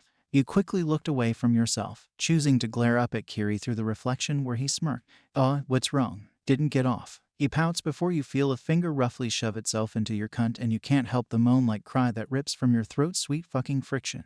Your hips work against your better judgment as they bucked back to grind into the finger inside you, fucking yourself onto his hand shamelessly at first before your hands tensed on the counter and you willed yourself to stop. Now that was fucking beautiful seeing you loose yourself like that willingly, he moans as he slips his finger out of your soaking wet pussy before pressing to at your entrance. Just enough pressure to let you know they were there but not enough to enter you. Go on then, Brad, I'll let you use my hand, use my fingers to get yourself off. What? Your hips twitched, aching to shove back onto those fingers and go wild, but you grit your teeth and tense. No FRK you. You wouldn't do it, you wouldn't willingly go along with this. Lube affecting your body or not, no way would you willingly humiliate yourself to ease a little, okay? A lot of discomfort. He kept his other hand in your hair, forcing your back to stay arched and facing yourself in the mirror, but you simply held your glare at his reflection, wishing he would just drop dead. You'd barely gotten through one day with him, how the hell were you going to survive more of this? Scowl all you like, sweetheart, you know you wanna come. I don't, it's fake, I don't want to, you protest, but catch how flushed your face looks, how glossed over your eyes are. His fingers barely shift at your entrance and you inhale sharply, fighting to keep your hips still. FRK. You just wanted some attention right there, you were desperate to be touched, to have your clit teased, your pussy filled. No, you close your eyes and allow yourself to whine at what you were denying yourself. You wouldn't, you couldn't. Tell you what, you fuck yourself on my fingers and come. And I'll let you take a nice long shower, show me how badly you wanna come, baby. Twice earlier wasn't enough times for you, was it? Not with those chemicals making you all hot and bothered and sensitive with that. He dips his fingers to graze your clit and the moan that leaves you is embarrassing. There you go, come on, come for me, and then it's all over for now. He coos like you're a child refusing to take their mediance and you fight against it harder before your body bucks back and you give in. It's not you, it's the lube, it's for a shower, it's to give him what he wants so you can get a break. Fine. His smirk darkens. Fine what? Your fingers ball up on the counter as you fight the urge to growl, giving him what he wants to hear instead. Just get it over with quickly. Fine, I'll use your fingers. He strokes up your slit and you shiver with a stifled moan. To what? Ugh, fuck this man, FRK this man, and fuck your fucking life. I wanna use your fingers to. You struggle to get the words out, jaw clenching. Use your fingers to come. I wanna fuck myself on your fingers. He swirls them around your clit and you practically melt into the counter with a stuttery moan. Jesus. Who the hell has a quirk that can be bottled up to do this? Was that so hard? Go for it, sweetheart, show me how badly you want it. It doesn't take much for your body to move on its own once you give in. Hips pressing back hard into his hand, his thick fingers stretching you out as a filthy moan rips out of your throat. FRK. All bets are off as your hips thrust back over and over, eyes rolling back as your pussy finally gets some goddamn friction. Itching scratch so deep your toes and fingers curl. You could feel bad later, you could let yourself be embarrassed later. Right now, all you cared about was the quick tightening coil in your core, brain going completely numb as you ran towards the edge. Say my name, sweetheart, I wanna hear you cry my fucking name when you come. His voice was right in your ear. Hair tugged back to arch your body into a steeper curve. It aimed his fingers straight into a spongy part within you that had you falling off the edge in seconds. Say my fucking name, he roared, letting go of your hair to thrust his other hand between your legs, viciously rubbing at your clit to send you barreling over the edge again with a loud and keening scream. Kirishima, your head span as you came, hips bucking wildly to get away from his hand, but his hips pushed forward to lock you in place against the counter, trapping you and forcing a third orgasm from you as hot tears of overstimulation poured down your cheek. Who owns this fucking pussy? Huh, who fucking owns it? He was feral, teeth suddenly biting into the back of your neck hard, but you could barely feel anything over the intense spasms of your orgasm. Your ears were ringing as you opened your mouth to scream. You own it, FRK. Your loud cries and moans finally die down into sobs and hiccups as he slowed his hands to a stop, letting you collapse onto the counter. Your neck felt wet, red droplets running down your skin to pool around your head on the marble surface, but you feel no pain. Oh shit, what a pretty marky pants. Wiping the back of his hand across his mouth, staining his cheek crimson. Kinda got carried away there, what a good girl. He was practically purring as he watched you twitch and pan. Your own BLD painting your shoulders now from how deep he had caught you with his teeth. The indents were dark red and he never wanted them to fade. The quirk collar was low down and thin, so his whole bite print was clear and unbroken perfect. His PP started to twitch to life at the sight of his, but he shook his head and smirked down at you, looping his arms under you to scoop you up. Alright, shower time, I keep my promises. Of course you weren't able to shower alone. Kirishima had taken full advantage of washcloth duty, cleaning everything and taking joy in reminding you that he had to make sure every drop of lube was gone. Otherwise you'd feel insatiable for hours. You were sure a quick rinse had gotten all of it, but you didn't fight him on it. Your knees were barely able to hold you up and you didn't want to encourage any further punishment, so you let yourself lean into him and accept his help. Thankfully, most of what had happened felt like a blur, and being blindfolded saved you any visual trauma, but you kept hyper-focusing on one thing. Red. That word had done something to him. Even though you couldn't see him, you'd certainly felt and heard how he'd reacted to it. Nothing ever seemed to throw the giant rock of a man. Itoshi seemed to understand what Kirishima had mistaken your boundary color for. Maybe it was something you could ask the sleepy man if Kirishima left again. No, that would be risking punishment. You needed a decent nap at the very least before you were even touched again, so pushing any limits with Kirishima was off the table, at least for tonight. Going through more was inevitable, something you needed to relearn to deal with. Dabai had taken a long time to learn to read, but learning his cues and his emotions made him easier, more predictable, less scary. As much as you loathed to admit it, doing the same for Kirishima might help you in the long run. The man was far more unhinged in certain places than Dabai, but his sadistic tendencies didn't seem to involve burning you alive. If bites were as violent as it got, maybe you could work with that, learn ways to avoid them, be a good girl for him. So poking your nose into small curiosities like red was stupid. You just had to survive a little longer. You still had a chance to get away if you were good enough to go on a hike. Today was a blip, or so you'd let him believe. You had to start playing smarter now, hide your cards and only show your hand when it was of benefit to you. What kind of things did he like that you could use to make him put his guard down? You couldn't flip too quickly, or he'd get suspicious. Your thoughts ended as he switched off the water and tugged you out with him, ragdolling you into his arms as he wrapped a fluffy towel around you and carried you back to the bed, a huge wet patch of bodily fluids still in the middle. Gross. You looked away from the dark spot you'd caused on the sheets and listened as Kirishima dug through his bags, holding tight to the towel. Smell that. Shinso's a damn good cook if the smell of it is anything to go by. He turns with a warm grin, holding up a long shirt towards you. Arms up, baby. You do so and he slips the shirt over your head before taking his time to smooth it down and finish getting himself dressed. You quickly realized that you weren't going to be given bottoms of any kind, a mild blessing in disguise as your asshole, still burning and sore, no doubt fissured. Every little move pulled and hurt. Even sitting down was painful and you'd never been more desperate to use your quirk. He seemed to be gentle with you now. Maybe you could ask, "Can I heal myself? Just a little bit." You start to stand with a slight wince. No can do, baby. Maybe if you're good later, I'll put some balm on for you. Took it like a champ, though. Proud of you. His grin was wide and genuine. No hint of malice or sadism as he throws his arm around your shoulders and gently guides you to the kitchen. Kirishima was right. Whatever Shinso was making smelled so good. Your stomach rumbled and you realized how starved you were. When was the last time you'd eaten much of anything? And you'd not long thrown up what little remained of any food you'd managed to get into your system over the last 24 hours. Shinso turned around as he heard you both come in, eyes scanning across you silently before he nods his head to the table where 2 places and 2 chairs were set up. "Why don't you both take a seat? I'm just about to plate up. Are you not joining us?" you ask, frowning at the lack of a third place just as Kirishima chuckles, arm still over your shoulders as he steers you towards one of the seats, sitting and tugging you down onto his lap. "Oh," Shinso seems to catch the realization settle in your expression, smiling as he places down the 2 plates of food, curry meat, vegetables, and perfect-looking rice. It had your mouth watering as Kirishima picked up his fork and stabbed it into a vegetable. Bringing it to his mouth, you couldn't help but watch it like a hungry dog, the scent going straight to your empty stomach and making it ache. You'd been so busy drooling over the bite that Kirishima took that you hadn't noticed Shinso angle his chair towards you, pulling his plate to the edge of the table while he loaded up a fork.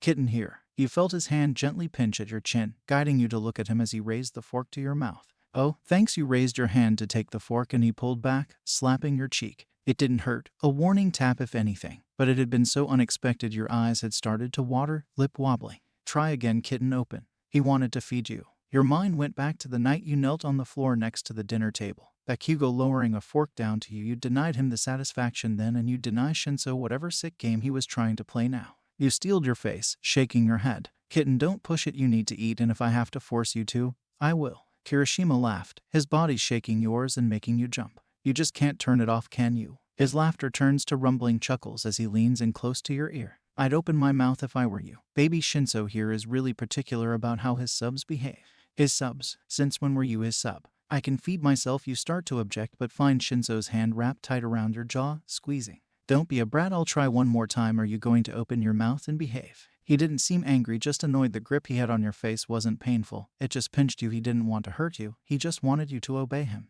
And for some reason deep inside you, that irked you to no end. You may have decided to play along with Kirishima for now, but this man, this stranger out of nowhere, maybe it was instinct driving you to have some pride. "I said I can." Your words cut off as you fell backwards inside your head, hearing an echoey sigh. "Shit, I was hoping I wouldn't have to do that. Now open your mouth." Your jaw flexed, mouth opening for the fork that slipped past your teeth to rest on your tongue. "Close. Good. Now chew and swallow. Careful you don't choke." Your body did as it was told, a look of relaxation settling over Shinso as he continued to feed you.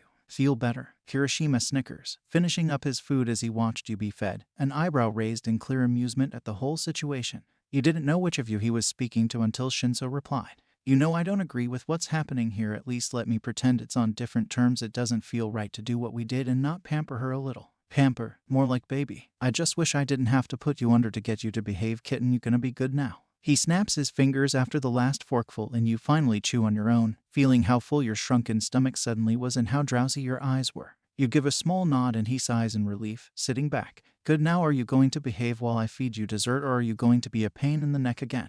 You have to stay still, kitten. Shinso sighs, fingers coated in a creamy balm while you laid involuntarily across Kirishima's legs, arms held behind your back to keep you pinned and bent over. Hurts, you whine into his thigh, thoroughly exhausted and not wanting your sore spots touched, let alone smothered in cold tingling ointment right now. Your ass had bled onto Kirishima's legs over dinner, and it had deeply alarmed the purple-haired man who deemed it necessary to get you seen to straight away, mumbling something about his hard work going to waste as he went to get an unlabeled tub of something that turned out to be some aloe and quirk-infused serum. Whatever it was burned like a minty kind of burn, and you'd almost screamed the place down before earning a slap to the ass and gotten yourself restrained over Kirishima's knees. The sooner you stop squirming and let me get on with it, the sooner it's over. His fingers brush your swollen back entrance and you buck away, trying to curl up in a ball. Just let me heal myself, AHK. You yelp as a large hand smacks down on your ass cheek once again, snapping you wide awake. You know that's against the rules, so shut up and lay still or I'll keep that mouth of yours busy. Oh hell no, you were way too tired to even start anything like that again. You just wanted some sleep, damn it.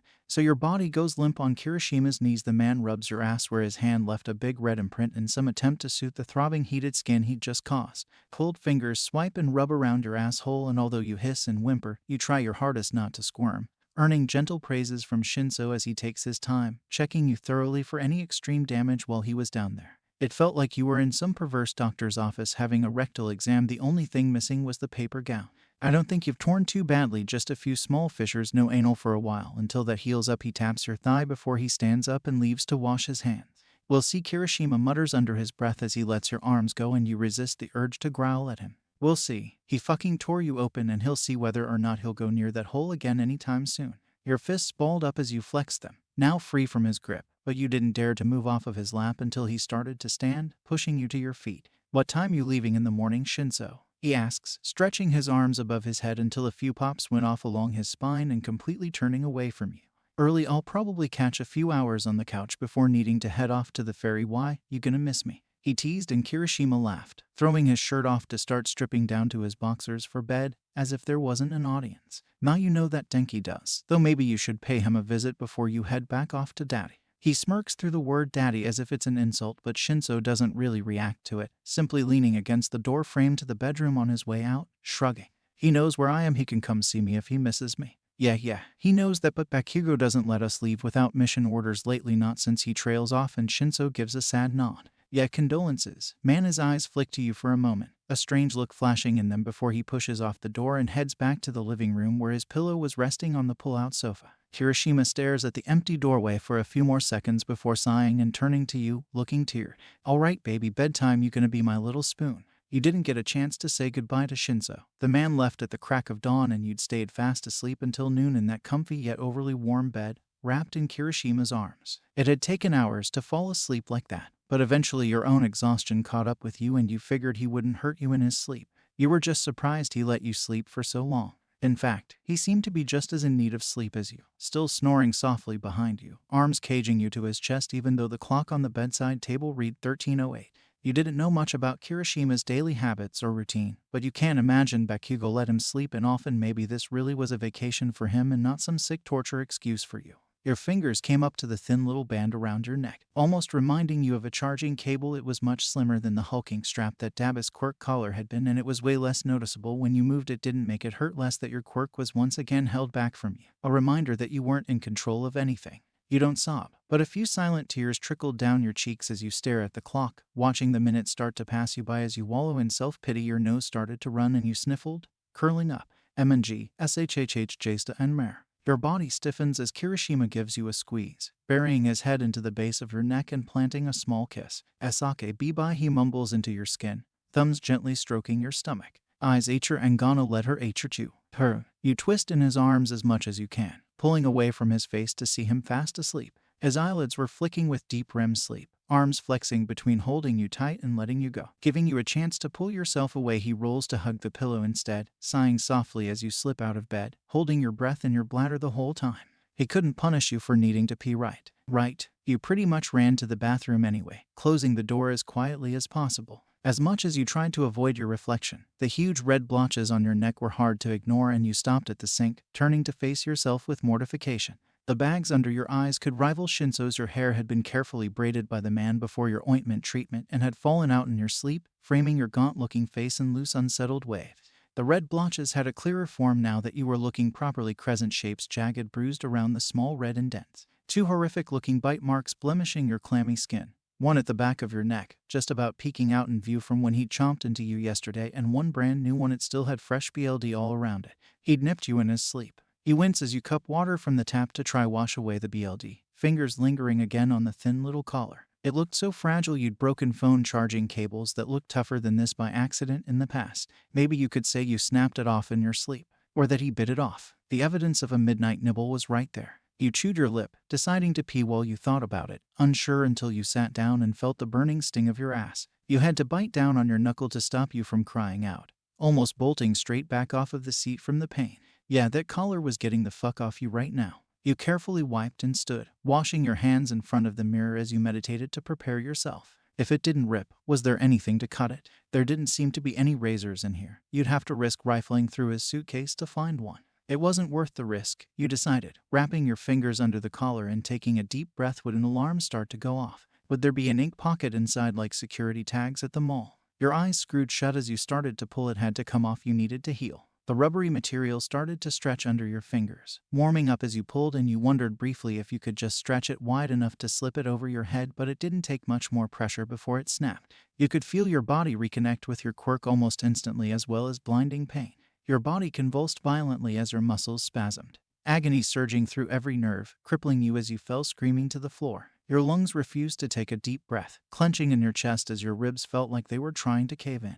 Nowhere on your body was spared, every single cell screaming out in white-hot pain. The last thing you took notice of before passing out was a faint mist rising from the break in the collar, still held tight in your hand. A sharp pinch in your thigh brought you back with a flood of cold bursting through your veins, relaxing your coiled and cramping muscles. Your lungs twitch, making you cough as you wheeze and pant, desperate to take a deep breath while you bolt upright straight into a warm chest. Well, I've got you. Just worry about breathing. Reinflate those lungs. Nerve gas can be a beach. You're lucky I'm not a heavy sleeper, baby. One more minute without an antidote and you'd have stopped breathing for good. Nerve gas. You've been walking around with nerve gas strapped to your neck. Your mouth was hanging open at the pure stupidity of it, eyebrows furrowed in a weird mix of relief and fury. Relief that you were alive and the collar was gone, and absolute blinded fury at the very idea that you could have killed yourself by accident at any point. The collar broke so easily. Atta girl, breathe. You need to keep calm. I can give you some Ket if you like. Slows your heart right down. He was brushing his hardened fingertips through your hair, scratching them against your scalp in a succeeding effort to ground you a little, as much as you hated it. And no thanks to the ketamine you manage after your breathing starts to level out. But your words wobble slightly, your bottom lip quivering. You couldn't help the childlike sob that slipped out and found yourself immediately wrapped up in Kirishima's arms. Why were you crying? You couldn't control it. Your emotions were all over the place as you sobbed loudly, almost wailing, with your face buried into his shoulder, seeking any kind of comfort. What the hell was wrong with you? Kirishima rocked the two of you back and forth gently, shushing you while he kept a hand stroking through your hair. Yeah, that's pretty normal. Let it out, baby girl. Been there. Done that. He chuckles softly. Stuff acts like a seizure trigger sometimes, and like a seizure. After all that muscle tension gets released, he taps your wet cheek to illustrate before wiping away a path of tears. I was a mess for hours. Cat had to just sit with me, feeding me chocolate and beer till I got over it. He gives your body a slight squeeze, pulling you into his lap to completely cradle you, the pressure on your chest helping to regulate the hiccups you'd now developed through your sobs. Want some chocolate? It'll help stabilize your mood. You shake your head with a sniffle and he laughs, scooping you up to stand with you held tight in his arms. All right, maybe later then. Let's get you some coffee instead. He carries you to the kitchen, setting you down on the counter as he starts working around you, staying connected to you by some part of his body at all times. Needed to go to the other end of the counter. His hand was on your knee. Needed something behind you with both hands. His legs were wedged between yours. You should hate it. You should want to kick him away from you and spit at him, but you couldn't. Every time he wasn't touching you, you felt like you'd crumble apart. You couldn't breathe unless he was paying close attention to you. He jokingly called you clingy when you'd whined at the loss of his body warmth at one point and you'd burst into tears again. Immediately he wrapped his arms around you, whispering kind and soft words into your ear, and you wondered if someone had taken Kirishima away and replaced him with an actual human being. You're okay, it's just the antidote, you'll feel better in a few hours, sweetheart. Sweetheart, nope, still Kirishima. You were just grateful he didn't seem to be taking advantage of your sudden codependence, he genuinely seemed sympathetic. The two of you ended up on the pull-out sofa, now back to typical sofa standards, with an old movie on the TV and steaming mug of coffee in hand. He was half lying on the sofa, one leg up and one leg off, with you nestled in between, absorbing his body warmth ever since the injection of the antidote. You'd been really cold, all you could really focus on was how warm he was as he wrapped his arms around your middle and rested his chin on your head, the movie barely taking any of your attention as it played on. The two of you absently sipped your drinks until about halfway through the movie when Kirishima finally broke the settled quiet. So shall we talk about what you were doing right before you got gassed? Aw shit. You tensed. He didn't sound angry, it was almost playful. He even tapped the end of your nose like you were a child. He almost sounded like he knew it would happen and was simply gloating that you'd faced consequences for it already. You swallow before looking down at your hands, playing with a hangnail. If he'd treat you like a child, it was only inevitable you'd act like one. I broke the cork collar. Why'd you go and do a silly thing like that? Again his tone was light. His hand that had been resting on your tummy slowly started to move, stroking in soft reassuring circle. I wanted to heal myself. His thumbs found your hip bones, rubbing softly across them as he hummed for you to continue. I didn't want to be in pain anymore. You feel the tears well up again and angrily wipe them away, sick of crying. And are you? He asks, hands trailing back up to settle on your ribs, and you blink. No, you'd had the damn thing off this whole time and hadn't even tried to heal yourself yet. Your emotional state had dulled the physical pain in your body, but now you were severely aware of it. Go ahead, baby, he smiles, resting his cheek on the top of your head, taking your hands in his own and threading his fingers with them to lift them up to your eyeline. I want to feel it, too. It felt like such a trap. He was too eager, too happy, too calm. You swallowed hard before finding your quirk within you and coaxing it cautiously to the surface where your fingertips began to glow. Light trickled out of your palms and across your fingers, wrapping around Kirishima's. Without your hands touching yourself, you'd have to push your healing all the way up and through his arms to complete a circuit back to you. You'd done it once before, a long time ago in a different scenario. Dabba's eyes flashed in your head and you cringed, hands tightening, but you continued to push, hearing the breathless gasp that escaped Kirishima as your vibrations crossed and finally got back to you. With the circuit complete, your injuries began to glow. The bites on your neck sealed and vanished, the pain in your ass numbed and disappeared. All your aches and muscle pains eased until they too were gone, and you sighed, falling back limply into his chest with your eyes closed. Pushing healing through a wall like another body was exhausting. You'd recover in a few minutes.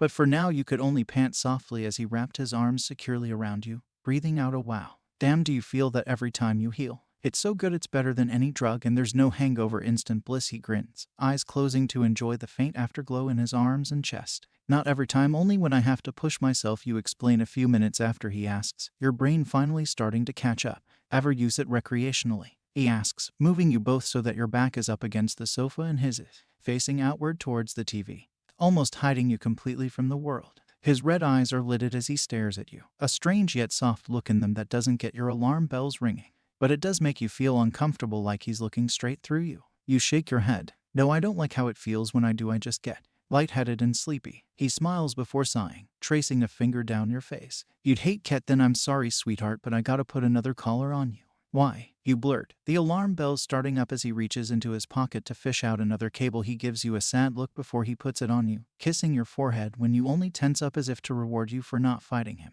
You were honestly too wiped out. Your connection to your quirk fizzled out, leaving you further drained. Don't want that additional development of your quirk to go off. Maybe when we get back home we can see what you can do. How's that sound? We have a big concrete gym at the end of the garden. Oh sweetheart, you gotta see the gardens when we get back. You're gonna love them. Masari had her own little vegetable patch right near the end. His eyes go distant and glossy before he blinks and he finally seems to see you properly, eyes fixed and focused on yours. You look like her sometimes when you frown. She had a killer scowl he pokes between your eyebrows, already furrowed in confusion. Masari again. Who's Masari? You ask, searching his eyes for something. Anything that would give you some warning. He was being too calm, too sweet. The harsh gleam in his eyes was gone for now, but guys like him don't just stay nice. Asking too much might make him snap. You had to be careful. He trails his thumb across your lower lip, eyes following it. If you kiss me, I'll tell you. You almost didn't hear him for how softly he said it, eyes widening a little and not going unnoticed by him. A kiss. Out of all the horrible things you'd been through, you could manage a measly kiss. Okay, you say, tilting your chin up to let him kiss you, and he chuckles, shaking his head. I said if you kiss me, I mean it. Sweetheart, I want you to kiss me like you mean it. Nothing over the top, nothing sassy, just a real kiss. As he speaks, he gently pulls you up and onto him, legs either side of his as he lays on his back, head propped up by the sofa pillows. A real kiss. How were you supposed to do that in a way that he wanted? You open your mouth to speak, but he puts a finger under your chin. Go close your jaw. Nope, no more talking. Stop overthinking it and kiss me, please.